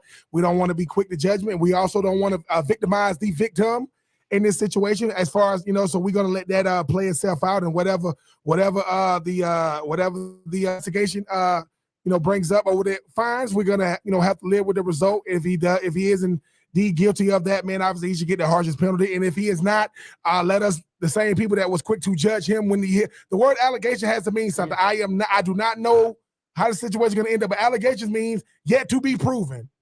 That you should still be innocent until proven. And I'm speaking more for the justice system, not Adam, because I don't know him, but I just want the justice system to play out. As far as like Arian Smith-Toombs, Kevin, this is a Georgia team that's had to overcome injury from the start. George Pickens, a guy that that never ever didn't see the field this year. Now but you are getting some guys back at Jermaine Burton. But yeah, it's always any championship caliber team is how you deal with the injuries, how you deal with adversity. But unfortunately for this Georgia team, you don't really know who play wide receiver for them, because you can't move the ball on that defense, and that offense was led by Stetson Bennett get to go out there and try to just stay ahead of the chains and put points on the board. Because I think with this Georgia team, you give them 14 points, you pretty much done won the game. So yeah, but Georgia is dealing with is dealing with its level of scrutiny right now, whether that be injuries or off the field stuff, and that comes with the territory no matter what team you're on. Sure, and Ben, I think you look at the wide receiver situation. Obviously, Georgia offensively has looked good at times. At times, they've looked kind of pedestrian. It hasn't really mattered because that defense is so good. But I think when you start talking about heading into SEC championship game, college football playoff, you want to have as many potential weapons on the outside at receiver at your disposal as humanly possible. I think that makes Georgia certainly even more dangerous. And again, nothing wrong with having extra weapons there on offense to complement that tremendous defense there for the University of Georgia. So we will see how that plays out. I think, again, the matchup for me this weekend is Tennessee's offensive defense, because I'm sorry, I know Georgia's offense doesn't rate near the top of the SEC necessarily, but Tennessee's defense, no great shakes out there. You're talking about gave up 40 to Florida, gave up 40 to Kentucky, gave up in the 30s to Pitt. I think Pitt might have got 35, 38 on them. 26 they gave up a couple of weeks ago. I'm trying to think who it was in the East that they held to 26, but Tennessee's defense is good for 28, 35 points every single week. Yeah. They are not slowing anybody down. And if you're going to tell me that Tennessee's best route is to outscore Georgia, I don't know. I think Josh Heupel's offense, and again, I have my questions to how good it's going to work on Saturday, but if Josh Heupel's offense does as good as they possibly can do, and perform better than anybody has against Georgia defense all season long, because they run a little bit different. What are we talking about? 17, 21 points? Maybe. And your defense has been giving up 30 and 40 points a week? I don't even see that happening. That Georgia defense is so good. I could be wrong, and maybe that defense has one in them. But by and large, when they played somebody of consequence, Ben, that defense, again, you beat Kentucky, and that's great. But you gave up 40 doing it last week. It's gonna be a long day, Kevin. Let's face it. We're talking so much about what this Tennessee offense can do, and that Tennessee defense is saying, "Look, man, that Georgia offense is efficient. It's not elite. It's efficient." Zamir White and company, Stetson Bennett and company, Brock Bowers and company go out there. Jermaine Burton and company. They go out there and they do what they need to do. At the end of the day, you see O in the column. You see that other offense being shut down by Georgia's defense. You see the Georgia offense going out there and making things happen as far as like putting points on the board. Stetson Bennett, he's the mailman. He can find a way to get it done. It don't have to be pretty. The box score ain't going to always look pretty, but look at the win column. So, yes, Kevin, we talking about that Tennessee Vols offense led by Hendon Hooker, and, Josh Heupel going to want to do that up-tempo. But what happens when that up-tempo gets shut down? I can't remember who we were talking to throughout the course of the week talking about Tennessee and saying, look, man, it's going to come down to those first couple of drives. You're going to have to start – because bigger than getting points, you got to build confidence. You got to show. Jordan Davis, he is that big, that fast, that strong, that athletic. But then you're talking about Nakobe Dean. Oh, there go Nolan Smith. Oh, you know what I'm saying? So they got guys coming from all over that front seven. But we will see, Kevin. I mean, that's why you play the game. We break down it every way, from the offensive line to the defensive line to the running game to the passing game. And then they say, Tennessee do the unthinkable. If Tennessee do this would be the unthinkable this year. Oh, it really would if they get it done. But I give college football a lot of credit. Georgia has been at their best every single week. If Georgia is not playing their best and Tennessee is, and Georgia can make mistakes and Tennessee can take advantage of mistakes, it probably still ain't going to lead to a win. But I think, Kevin, this is what you said about when Georgia played Florida. Sometimes it's how you look in a loss. So how impressive can Tennessee look in a loss? Because, if Georgia looks halfway human, they're going to say, hey, man, did Tennessee find a kink in the armor? Which that's and I think that Georgia-Tennessee rivalry isn't what it used to be. But, no. Hey, man, Hendon Hooker is the guy for the job. He do got that hyper offense, playing on all cylinders. But then again, he ain't seen nothing like he going to see on Saturday. Let's look at just the games of consequence for Tennessee. Obviously, against Bowling Green and Tennessee Tech, they shut people down. Pittsburgh, 41 points, 38 to Florida, 24 to Missouri. Now, they put up 62, but 24 to Missouri. They gave up 20 to South Carolina, who at that point, not a great team offensively. They gave up 31 to Ole Miss, which I guess could be an impressive effort against Ole Miss, but still 31 points, 52 to Alabama, and 42 last week to Kentucky. I just can only imagine if you're a Tennessee fan saying, man, I think this might be one, even against that defense, we could win 17-14. You are kidding yourself at this point with the way that Tennessee defense has played. To me, your best case scenario is you might win 28-24, but I don't see how you're going to score 28, even with that up-tempo offense. I just don't see it with this Tennessee team. And we'll chat with Eric Kane, 99.1 The Sports Animal, top of next hour. He'll tell us why we're wrong, I'm sure. But I think even if Tennessee has a great day, I mean, what has a great day been against this Georgia defense? I mean, nobody's been 17, 20. I mean, if you do that, you might have a chance, but your defense in big games, the least amount of points you've given up in an SEC game is 20.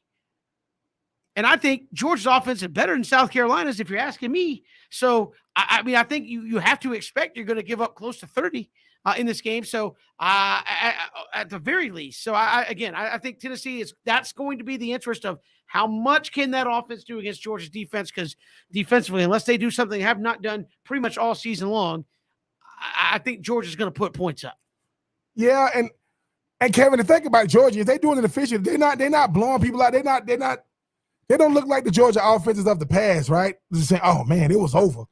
I mean, they are blowing people out, but again, their defense is putting them in great situations to do that. And again, I don't want to sit there and say, oh, I'm poo-poo. No, I think the defense has been the catalyst for a lot of what they've been able to do in a number of games offensively. Look at what they did. I mean, offense got credit for all those points against Florida, but the defense directly set them up for 21 of those in the span of about 2 minutes. So, I mean, yes, the offense scored, but the defense is putting Georgia in just tremendous positions to have short drives, short fields, and put points on the board. Kevin, at the end of the day, Stetson Bennett is the guy for the job at quarterback. I know it's always about this JT Daniels this, JT Daniels that. Stetson Bennett goes out there and gets it done. You don't need to have Heisman type numbers. You got to keep him ahead of the chains. Don't turn the ball over. Get the ball on, and that's what he's doing. And that's how good this Georgia team is. They're not winning in spite of Stetson Bennett. He's a big reason why they are winning. But that Georgia defense, like you said, against Florida, that's how fast the tide can turn. It's 0-0. Next thing you know, up 3 straight turnovers, 24-3. So I just think with this Georgia defense, they understand, look, we control what we can control, and we going to dictate tempo when it comes to opposing offense, even with an offense like Tennessee. But if Tennessee can get going and build some momentum, build some confidence, Kevin, we'll see how the game, we'll see how the game goes. It's a faster pace than I think Georgia's played all season long, and that will be interesting to watch. But I still think even with a bad day, Tennessee's defense better show it. We'll talk to Eric Kane about that coming up in just a little bit. This is 3 and Out on the Southern Pigskin Radio Network.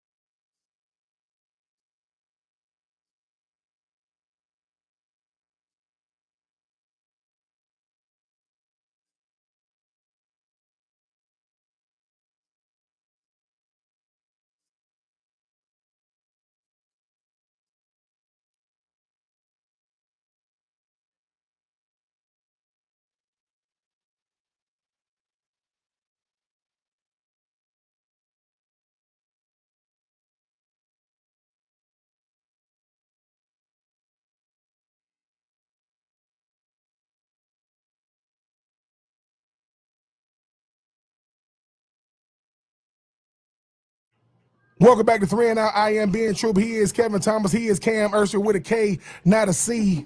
But today is Veterans Day, and the thing about Veterans Day, Kevin, something me and you talked about, we give them one day when we should give them every day. But this is a person that's near and dear to me, my big brother, once a Marine, always a Marine, Semper Fi, Staff Sergeant Lucas Troop. What's going on with you today, Lucas? What's going on, man? What you doing?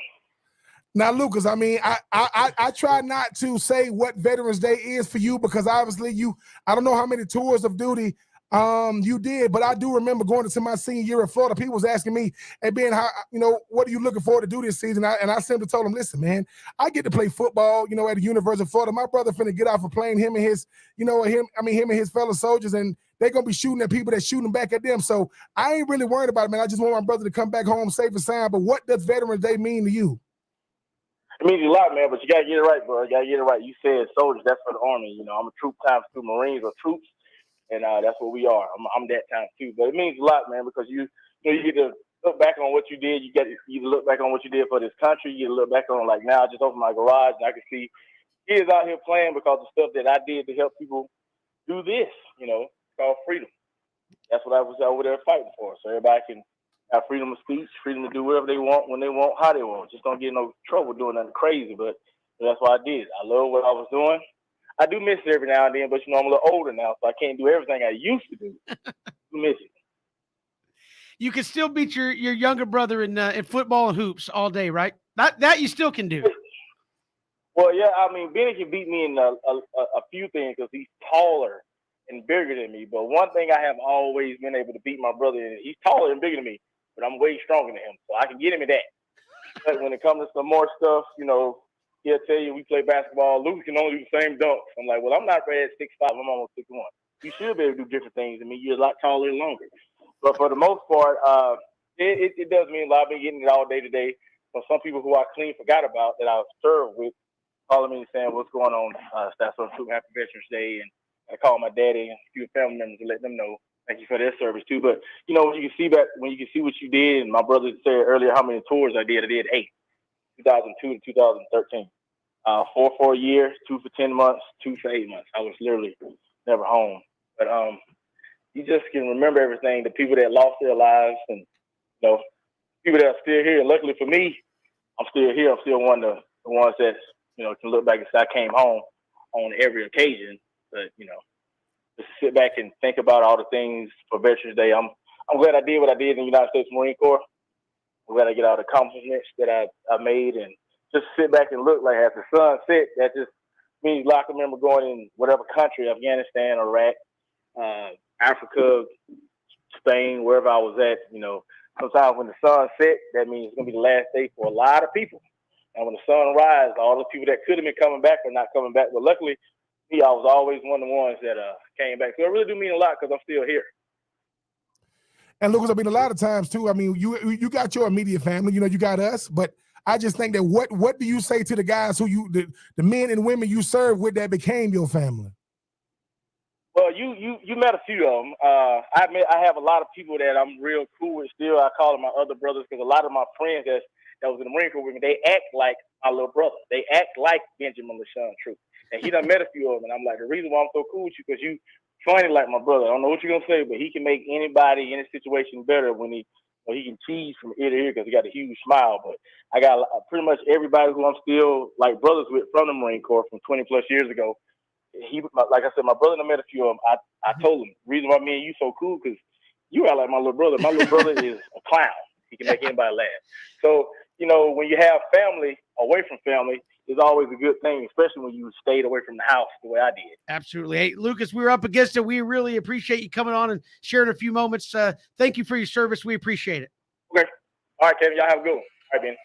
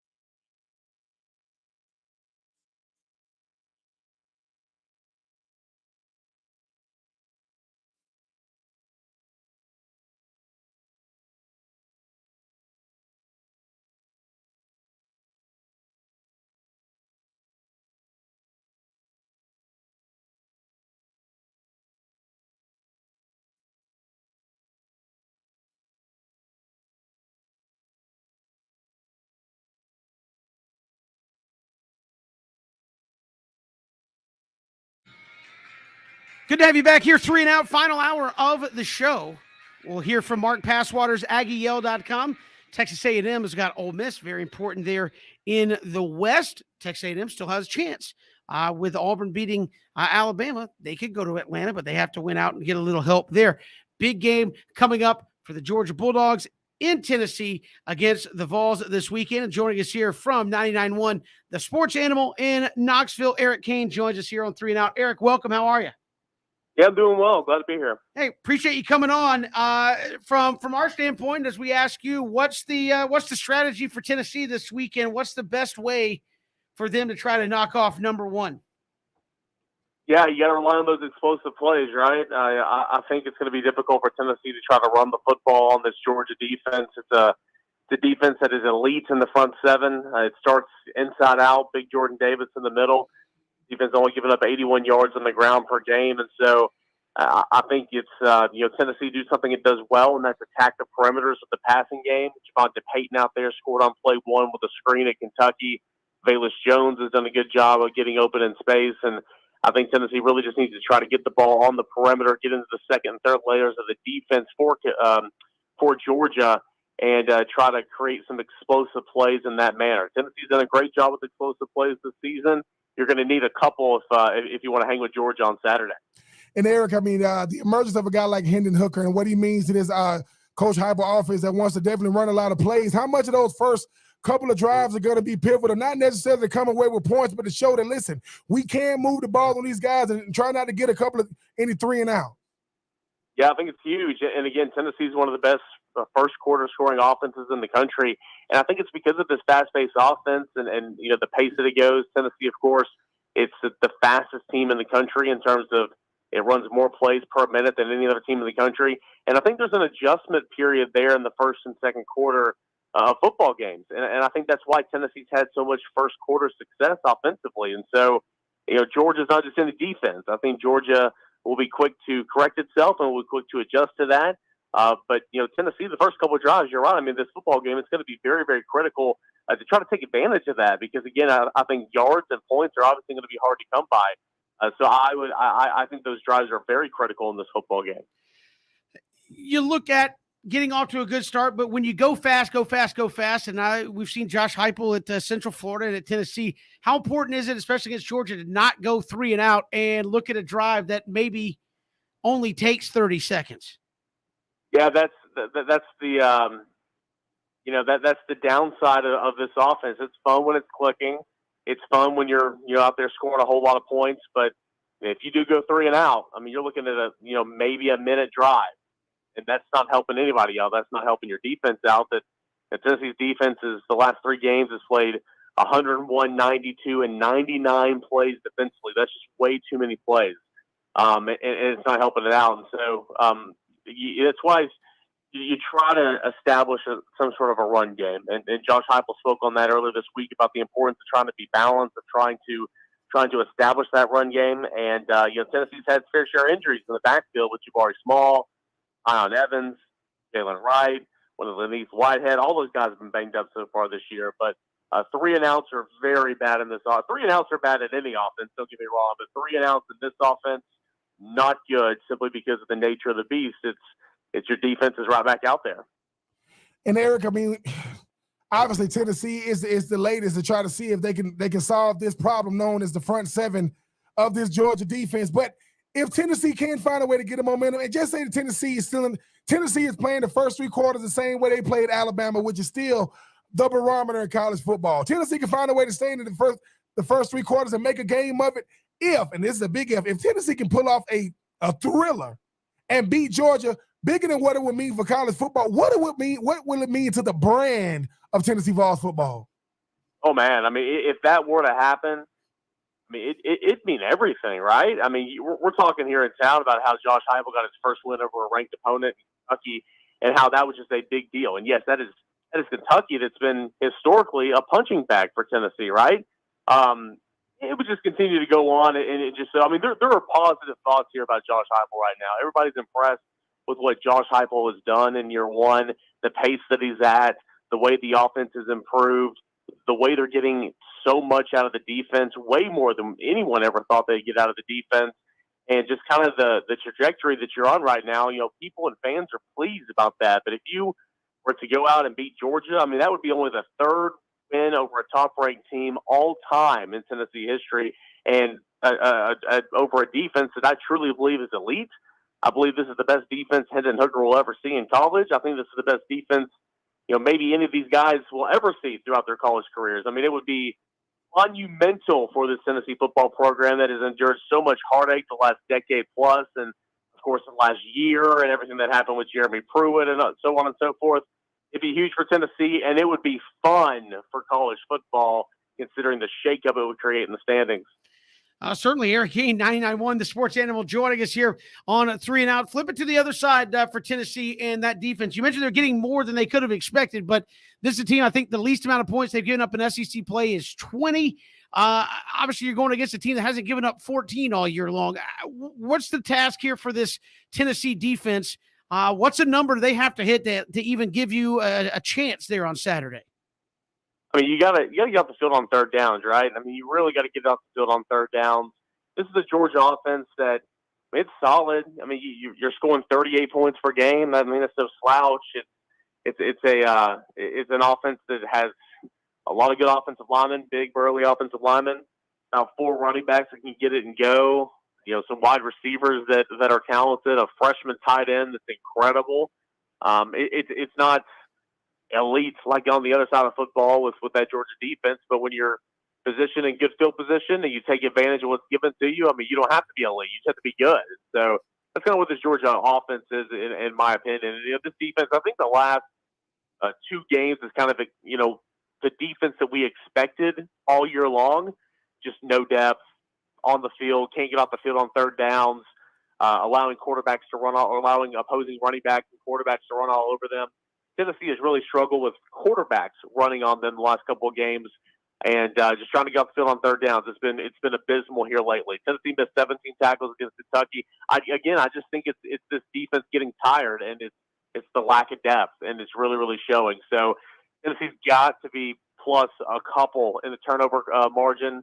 You got to create some plays. You got to get that ball back to the offense and get back there and make it difficult for Stetson Bennett, who has done a fine job this year. He really has. Make it difficult and maybe try to force him out of the game. And who knows, you might see JT Daniels in this game, but you've got to be a smart plug on defense to try to give and create more possessions for your offense to get chances to score. And Eric, I mean, this isn't something I would have said a year ago, but is Tennessee defense strategy is for Stetson Bennett to kind of make some mistakes and potentially get pulled for JT Daniels? Yeah, potentially. And I think it's wild too. I mean, I cannot believe, but you guys know a lot better than I do. I cannot believe JT Daniels is not playing. There's been talk that a lot of Georgia fans might want to see him no more. There's been talk that JT Daniels might be playing in this football game. But I mean, yeah, Stetson Bennett's kind of like, why rock the boat? He's done a fine job. He's number 3 in quarterback efficiency in the entire country. I think he's done a fine job. You're 9-0. Why mess with some things? But I think it's obvious that JT Daniels is the more talented guy, and he's just waiting in the wings for whenever you need him, whether that's Tennessee Saturday, whether that's Alabama in the SEC championship, whether it's whoever in the college football playoffs. You got a JT Daniels sitting there that's getting healthier and healthier and ready to roll. So who knows? But if you get to Stetson Bennett and you force him into some bad decisions, your consolation prize could be JT Daniels, the former top quarterback prospect in the country, 5-star prospect, and still some tremendous talent. It's going to be wild. I just know that's been a good talking point amongst the fan bases leading into this one. And you talk about the development of the program here under Josh Heupel. Given what the rest of the East is looking like, I mean, it's not outside the realm of possibility potentially that Tennessee finishes second there in the East. Is that a reflection of Josh Heupel in this program? A reflection of maybe the rest of the East? How's that kind of being viewed as where Tennessee could potentially finish here in the SEC East when it's all said and done? Yeah, I think it could be a little bit of both. I mean, Florida is just. I mean, what's going on? Like Florida is just, that's not what anybody expected, right? Missouri is a lot worse than what anybody expected, right? Kentucky started off 6-0 and now have lost 3 in a row, right? So I think I think it has a little bit to do with what the East is this year. But I mean, credit Josh Heupel. I think he's done a fine job. I mean, has it been perfect? Absolutely not. But playing the cards that you've been dealt, he and Tim Banks on the defense side of the football. I mean, it's been really impressive to be completely honest. We've seen just how talented of a play caller Josh Heupel is, how talented of an offensive mind he is with how he's drawn things up to get guys open this year. It's been really, really impressive. I mean, this team is completely bought into Josh Heupel. You got a couple of 6-year guys that have taken advantage of the COVID year that have really tried to set this culture and set the standard and try to turn the page, man, and try to change the way Tennessee football is perceived from a national perspective and trying to kind of lay that first block in the foundation. No, not brick by brick. I'm not going Butch Jones here, but lay the foundation of trying to turn this program back to what it should be. It's been really, really impressive. So I'd say it's a little bit of both, but I think Josh Heupel does deserve a lot of credit for what he's done this season. And Eric, I mean, even sticking with Josh Heupel, I mean, when you think about what he was inheriting, right? Obviously, the transfer portal was just decimated this Tennessee team. When you look at how many guys they lost, and then he was a guy that really wanted to be the head coach. I mean, I get the Coach Pruitt situation where I don't know where he was on the coaching list. I know he wasn't in the top 5. He was a guy that finally said yes. Just talk about just the job he's done and how quickly he's done it. We don't know what 2022 is going to be. It's not his fault that the East is down this year. He just happened to be playing better. But just talk about the fact that he's got these guys to buy in very, very quickly. And who knows where they would be if Hendon Hooker was a starter from day one.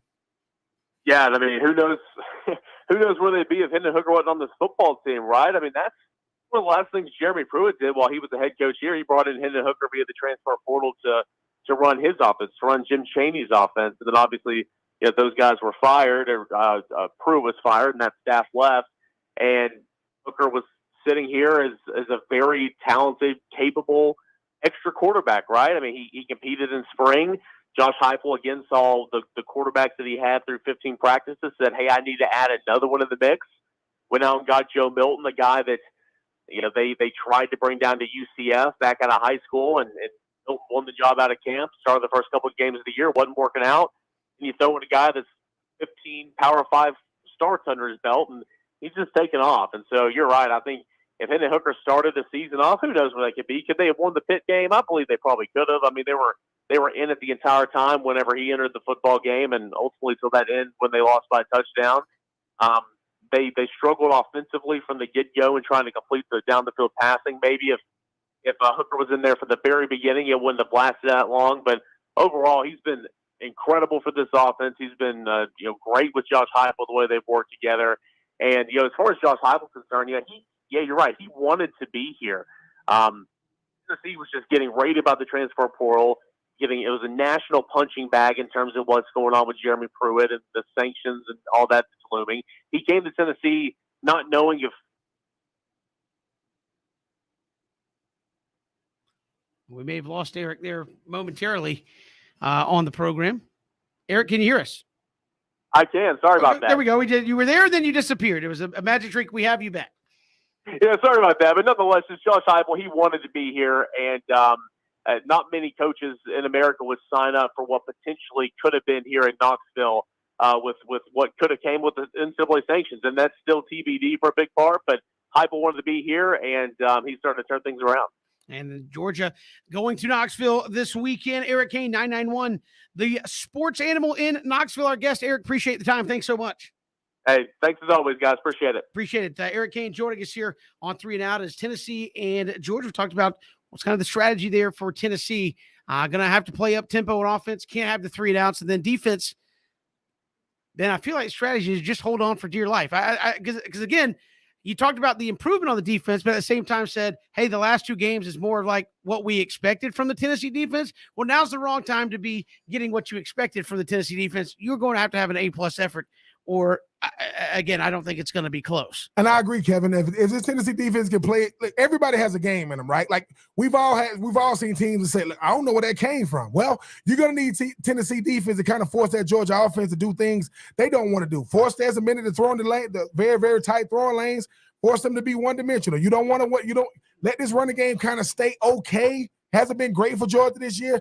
You don't want the running game because if the running game is going, Kevin, he don't got to throw the football. Yeah, that's true. They speed the game up. So force him to be one-dimensional, force Desmond Minute to beat you. Find a way to kind of slow down, Bowers, and you're going to have to maybe play, cover 2 Robin with a guy like Jermaine Burton. But yes, if the Tennessee going into the game is all about the Georgia Bulldogs and that Georgia defense.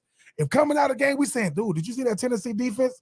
They got, I don't know, Kevin, once again, I don't know if that's going to lead to a win, but if it's the fourth quarter and it's still a game, I think that bodes well for Tennessee, a team that's playing with house money and really have nothing to lose. Yeah, I think they got to get to that point, and I don't know that they can with that defense. I mean, they gave up 42 last week to Kentucky. We've got more to come here on 3 and Out. Could we have a new playoff format in the works? We'll talk about that, and Mark Passwater still to come. We'll talk about Texas A&M, Ole Miss this weekend. Texas A&M still an outside chance to get to Atlanta in the SEC championship game. We'll hear from him in about 20 minutes. It's 3 and Out on the Southern Pigskin Radio Network.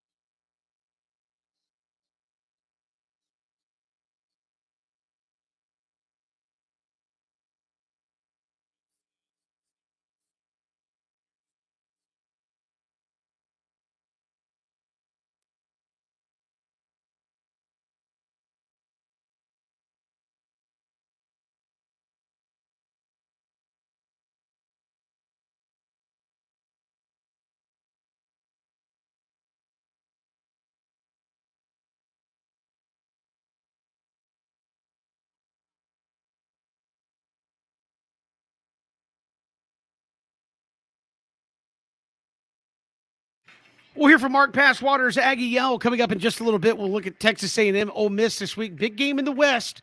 Texas A&M still in it for a potential trip to the SEC championship game. They would need some help from Auburn beating Alabama, but they are not out of it just yet. We did get an updated 12-team model, Ben.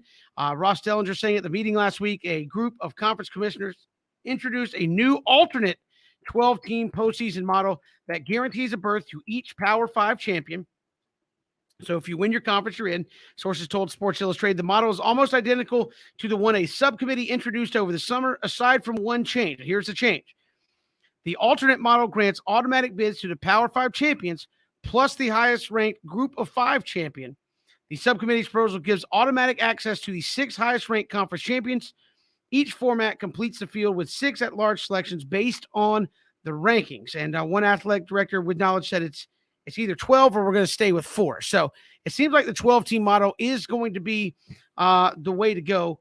You get the 5 Power 5 champions, the highest ranked Group of 5 champion, and 6 at-large bids for teams that maybe didn't win the conference but are still very, very good, and you're going to fill out that field moving forward. I like it. Again, this is a model I'm actually behind. I know BJ said, well, what happens if a 4-win team we always ask the wrong question about this. What happens if a 4-win team wins the conference? Well, why don't you go ask the 1-loss team why they lost to a team with 4 losses in the conference championship game? That's kind of the way I see it. You earn it on the field. You want to get in, earn it on the field. We tell this in basketball all the time. Hey, you want to get in the NCAA tournament? Don't have bad losses coming down the stretch. Don't lose to bad teams. Have a good resume. And if you have a chance to do it on the court, do it. Same thing with football. If we play by the same rules of your conference, you have a chance to do it. Why can't you beat that team that you don't think is very good? They go out there and get it done. Give them a chance. If they're not good, and again, I've always had this conversation. If the SEC is the best conference, maybe there is a conference champion that could have 2-3 losses. If they get in and you're the best conference, they'll probably smoke everybody. But they got to get in first. And I think that is one of those things where it kind of eliminates well, my conference is better than your conference. Well, no, this is the best my conference produced, whether you like it or not, through the regular season and a conference championship game. This is the best my conference produced. Let's see how it stacks up. I like it. I think 12 is always going to be the way it goes, Ben, because, again, what's it all come down to? Money. Do all these conference commissioners care about winning the national championship? On some level, yes. Do they care about getting that money? 100%. Again, Pac-12 hasn't been in the playoffs a couple years. Do you think the ACC is happy about not having a team in the playoff after Clemson's been? No, there's a big check that's not coming in this year they've been accustomed to. When the SEC got 2 teams, you think they love that? Of course. They got 2 slices of pie out of that bad boy. So it's not only about winning, it's more about the money. And the P5 schools certainly want it. And the G5 schools said, just give us a little access so we can at least get 1 slice. Give us 1 slice to get started and go from there. I do like the automatic bids, Kevin. I think what you're saying is a great point when you talk about, well, how does a 4-loss team win the conference? Well, that was a reflection of the conference that year. That means that the conference was just better. When a bunch of teams when the conference champions have a bunch of losses, that means it was very, very competitive. If the same teams keep winning every year and they're 13-1, 12-1, sometimes those are outliers. But I do think too that if we're gonna do this like this, that means that you're gonna have to look at the G5 totally different. Because right now we do got the bias of these P5s, and you're gonna be like, hey man, these P5 conferences are low to top to bottom. Look at the AP, look at the preseason AP poll. It is littered with ACC, SEC, Big 10 teams, and then we'll fill out the rest. We'll fill out the top heavy, a Big 12 or Pac-12 team. So yes, Kevin, that automatic bid for that G5 conference is huge because once again, Kevin, I be saying this: 12 teams is the best way to go because it's a true representation of how many teams. If there are what?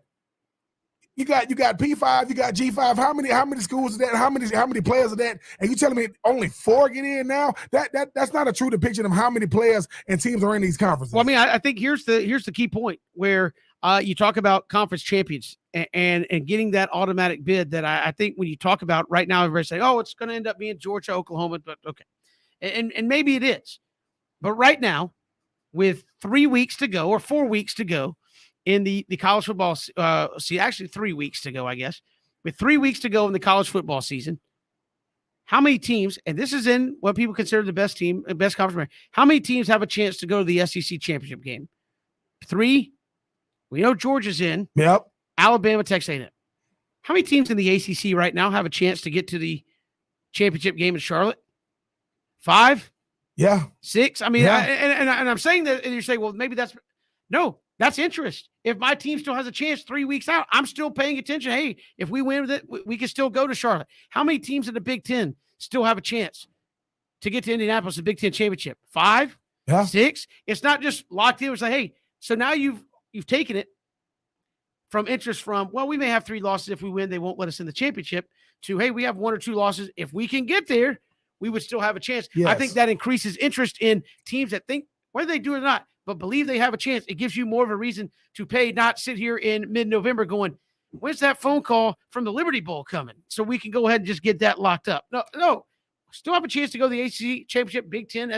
That means you still have a chance to get in the playoffs. It's not all said and done. It's not all written in stone. Hey, you're going to the Orange Bowl because you got 3 losses and you're just not going to get in. No, win the conference. I really enjoy that part of it, where keep the teams in it through what they do on the field, give them a chance, and it's way more interesting when it's not all locked up. Well, here's all of our conference championship matchups. We just got to play out these last 2-3 weeks. No, infinitely more teams going to be involved in that discussion of, can we get to the conference championship game? And if we do, we are 1 win away from potentially having a spot. I mean, the NCAA tournament basketball, Kevin, is not that different from what you would do if you go to 12 teams in college football, right? What we love about the NCAA tournament, upsets. And we talk about first, oh man, this team, we bracket.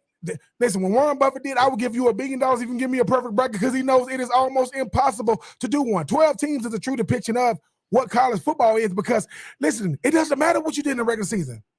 You one of the 12 teams, hey man, this team was ranked 12-1, and they got beat by a team that went, 8-4, because that team that went 8-4 won the conference, was, got an automatic bid and was able to play. And another thing I think that plays into this, when we talk about better football and just kind of think, you get a little bit of time, but conference championship weekend happens. You get 2 weeks and you're right in it. It's not a month off. It's not, hey, we get all this time to prepare. It is, hey, we got 2 weeks. Boom. Here the brackets come out on Monday, and we got 2 weeks to get ready to play a football game. It's not, hey, we got a month to kind of sit around and guys are going to get healthy. Maybe we get rusty. I think you will see better football in the playoffs because it's a week off, and then you're back in game week preparations for the playoff. I think you'll catch teams that are hot, much like you do in baseball, NBA, teams that play hot coming down the stretch.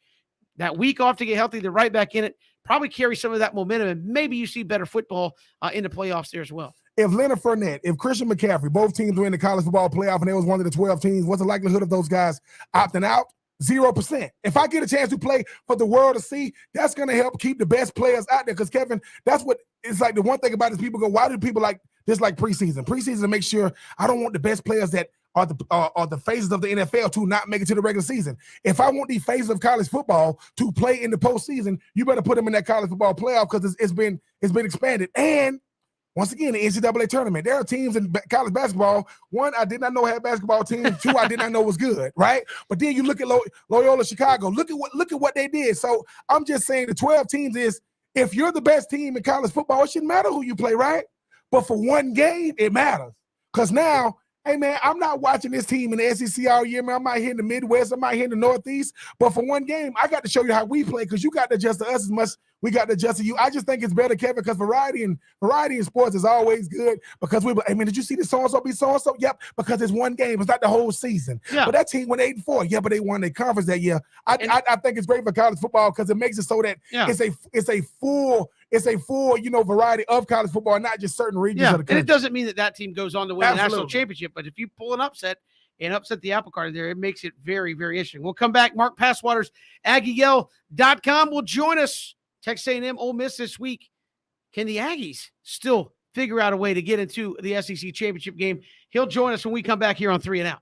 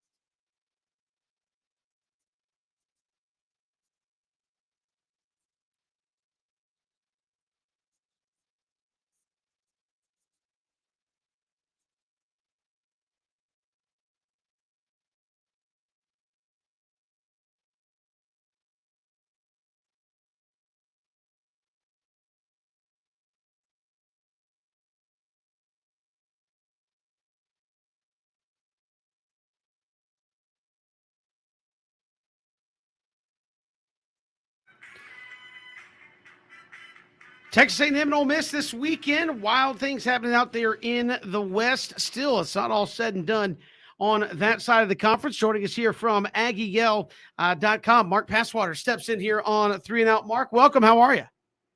Oh, doing okay. How about y'all? Hey, man, we are doing fantastic. Texas A&M, man, you ridden the roller coaster seemingly all season long, but if they can win out, get a little help from Auburn, still, I believe, have an outside chance of making it to Atlanta here. Yeah, it's frustrating to think about two losses you shouldn't have had against Arkansas and Mississippi State, but it just took this team some time to gel and get over some injuries. Obviously, the one to quarterback Haynes King being the most obvious, but they've put things together. They've adjusted on the fly. The defense is finally playing the way that it was expected to, and maybe a little better.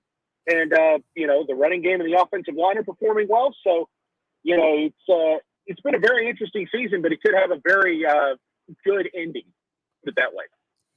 I mean, Mark, what do you attribute those back-to-back losses to? I mean, obviously, it's a curious case of the two losses with this Texas A&M team. Obviously, Haynes King going down hurts, but you're still able to go out there and right the ship. But back-to-back losses in the SEC West is going to hurt any team. But what do you attribute those two back-to-back losses to? Well, Jimbo Fisher attributed it to the team not gelling yet. And I think by the team, he means especially the offensive line and Zach Calzada. The offensive line for the first month of the season was terrible. They gave up 13 sacks. They couldn't run block. They were playing musical chairs at virtually every position.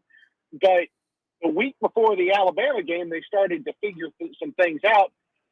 Everything started to come together, and obviously things have changed significantly. You've got a team that's rushed for 200 yards or more each of the last 3 weeks. They put up 34 points on Alabama. And something changed significantly, and Jimbo tends to just rack it up to the number of snaps inexperienced guys finally got. And you look at, again, what could be an amazing game coming up this weekend against Ole Miss. Could be a lot of points potentially in this game. But what do you see happening there on a Saturday between these two? I think A&M's going to go out there and try to run right at them. You take a look at last week, and everybody's saying, oh, that was an impressive win over Liberty. They gave up 284 yards rushing. That's an awful lot. This is a team that gave up 350 to Arkansas on the ground. And this is by far the best duo of backs they've seen in Isaiah Spiller and Devon Achane.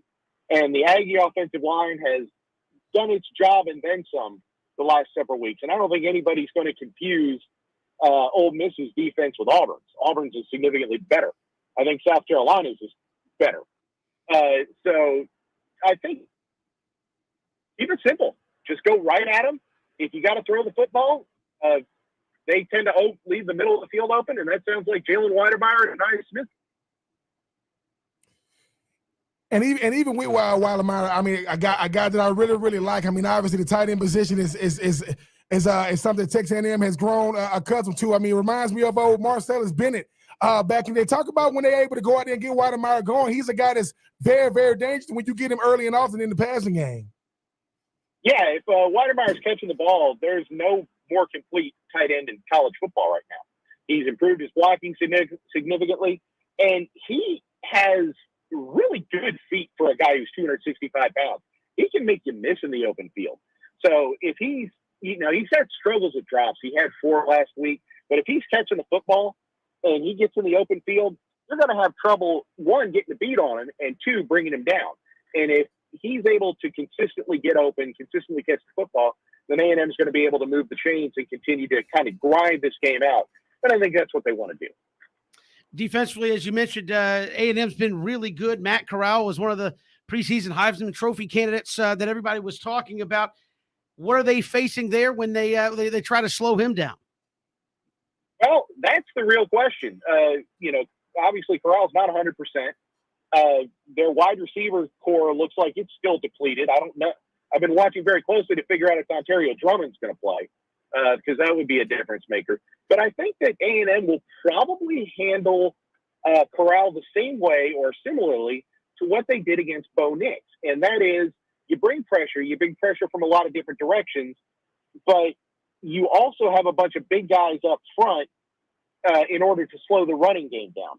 But what you do is keep guys in position. You have to be disciplined and not just necessarily chase Corral all over the field.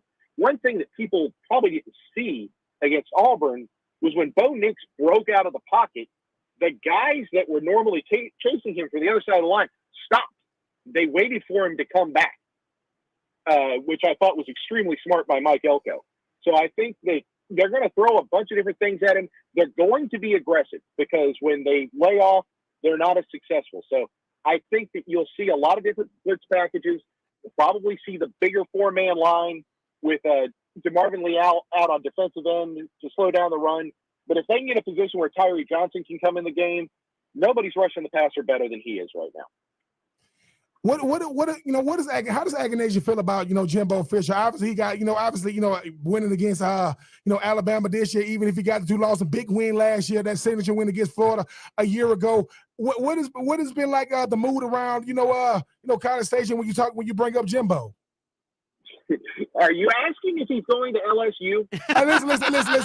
Listen. I'm a former Florida Gator. I am not a spy secretly for them LSU Tigers.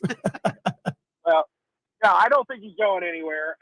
People are pretty darn pleased with him because, I think a month ago it would have been different because people were frustrated, understandably.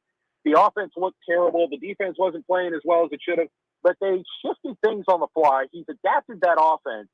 This is a guy who's known to be stubborn, has an antiquated offense. Well, he changed it up some to work with Calzada, and it's been effective. And you take a look at not only the fact that he's winning 80% of the SEC games at Kyle Field. He beat Alabama. He's beaten LSU. He beat Florida last year. They might get the number one recruiting class in the country in 2022. So, I think that people are pretty pleased with the investment at this point. Certainly. And again, as we said, still an outside shot to get to the SEC championship game. You're in just on the outside of the top 10 of that college football playoff poll. Let's get crazy here, Mark. If they win out and get help, is there an outside shot if they were to go to the SEC championship game and win, they could get in the playoff with 2 losses? I don't think it would be an outside shot. I think if you beat Georgia and win the SEC, you're in. I mean, they would be riding an 8-game winning streak. Would have beaten number one twice. You win the toughest conference in college football. How do you keep them out? I don't think that there will be any justification to leave them out, even if they do have 2 losses. And even sticking with that, Texas A&M makes it to the SEC championship game, and I know as always nobody's going to keep a one-loss Georgia team out there coming undefeated. If Texas A&M beats Georgia in the SEC championship game, could a potential number 1 Georgia be left out of the college football playoff? That's a good question. I mean, it's going to depend on a lot of other things and how other teams do. But I think it would be a travesty if Georgia was left out, even if they did lose to A&M. I mean, you could see them go right back at each other a week later at a neutral site, because I'm not going to consider Atlanta to be a neutral site game if Georgia's involved. But, I think that the Dogs have proven that they are an outstanding team. Their defense is second to none. And I guess none would be A&M because they're probably the second best defense in the country right now. I just can't find a justification for a one-loss Georgia team not being in the college football playoff. Yeah, still a lot to play out here in the SEC with 3 weeks to go. Mark Passwater is our guest here on 3 and Out from AggieYell.com. Mark, appreciate the time. Thanks so much. No problem. Anytime. Appreciate it. Mark Passwater is joining us here on 3 and Out. Texas A&M and Ole Miss, 11 versus 12 coming up this week in the SEC. We've got more to come here on this Thursday. It is 3 and Out. Love to hear from you on Twitter at Pigskin Radio.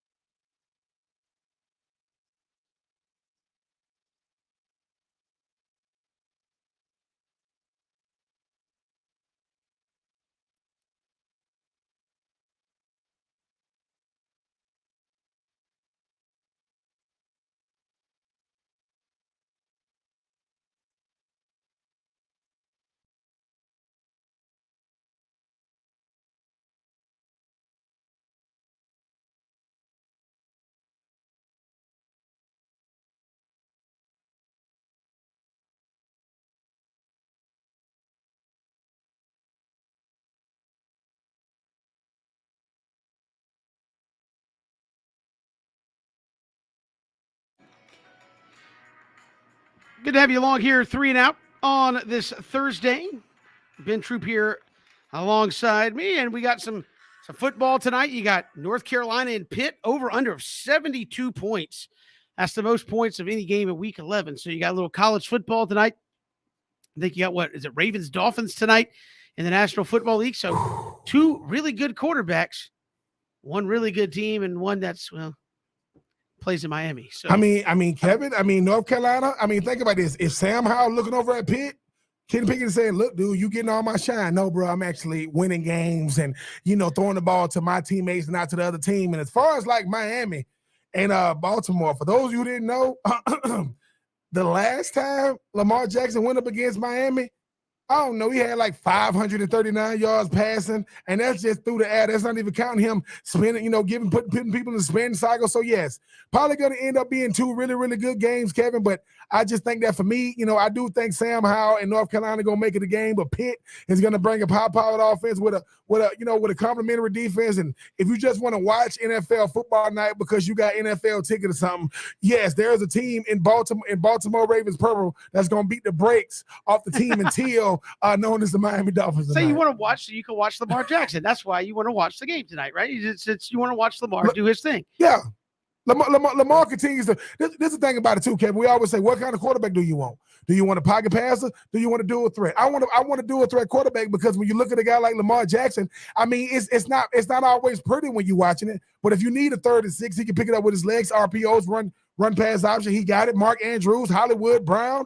Bateman and those guys, they found a way to get it done. Oh, and Calais Campbell in that Baltimore Ravens defense, they are about to run wild on that Miami Dolphins offense because, one team is coming in 6-2, the Ravens. Other team I think is 2-7, the Dolphins, and they are what they records say they are. I don't want to hear that. Oh, they're the best 2-7. No, best and 2-7 don't even go in the same sentence. The Jags were the best 2 and. Well, two-win team in the National but if you ask Buffalo about the Jags, they're saying, look, they're real good. That Josh Allen, that kid is good. Josh Allen, comment on Josh Allen saying, yeah, man, Josh Allen saying, man, I had to game my life against Josh Allen. So if Buffalo played, Jacksonville the rest of the year, Jacksonville might go undefeated the rest of the year. But no, I mean, as much as I think that Miami's going to go out there and lay an egg, they might make it a game because Baltimore they had to come back from behind last week against Minnesota, going to overtime to get that win. But two really, really good games, one in the ACC, and listen, two ACC teams that are playing in ACC. Yes, they are. Yeah, it's not an out-of-conference game this week. And obviously, you got two teams in the AFC tonight. We'll try to go out there and get it on. That is an important distinction, Ben, that you put that out there. It is an ACC conference game tonight. Sometimes they just play for fun, right? It's like, oh yeah, sometimes like it's North Carolina. What do you mean? Wait for it. That's not a real game. What? Yeah. Like Kevin, we think we know, but listen, we didn't go to ACC media days this year. We would have got a chance to talk to the ACC commission. We'd be like, so two teams in the ACC can potentially be out of conference games. Absolutely, it's like this, but they not. No. They are, but they aren't. So I don't know. Kevin. It's almost like this. Kevin, what is the college football playoff committee? Mr. Hancock, what are you gonna say when you see him? He goes, so we're going to 12? Kevin, yes. I know the first question is, yes, we're going to 12. Okay, you should have listened to me from the jump. Yep. You could have paid me some money to go ahead and give you some advice. Get them guys in the college football playoff committee. They don't know what the hell they're doing. Yeah. At least I can give you some good advice. I think they're going to that will be the first question. When I see Bill Hancock again, college football playoff committee, I'll be like, hey, he gonna see I know we missed you with the pandemic. It was, however it turns out this year, we asked about that. But before we do that, how about those 12 teams? And when is that happening? When is that coming about? No, and again, we got the new kind of updated format. I think that one's going to be one that's should be well received. And again, people are like, I think someone told SI, one of the ADs, saying, look, it's either going to 12 or it's 4. That's what we're doing. And bigger is better. If the money is bigger and better, it's going to 12, right? There's no question. That's what's going to happen at some point. And we got that news from, late yesterday, Sports Illustrated reporting on that, saying, look, they got together, they're looking at 12 with automatic bids and things of that nature. I think is starting to come into form. And they kind of took a hiatus when everybody decided they want to change conferences all of a sudden. But I think that's going to be coming down the pipe in the future, Ben. And I'm excited about having a 12-team playoff. I think it can be done. And people are saying it diminishes that. No, I don't. I still don't believe it diminishes anything in the regular season when more teams think they have a chance. Just because you think a loss may not hurt you in the immediacy doesn't mean it didn't mean anything at the end of the day. So I'm looking forward to that when it comes about, whenever it's going to come about. Appreciate Mark Passwaters joining us here. Eric Kane, the final hour from the Sports Animal. Love that name. Sports Animal there in Knoxville. We will see you tomorrow, a Friday edition, which means picks sure to go wrong. Ben's already making face. But we will get to that tomorrow and more. It is 3 and Out all across the Southern Pigskin Radio Network, ESPNCoastal.com if you missed any portion of the show today.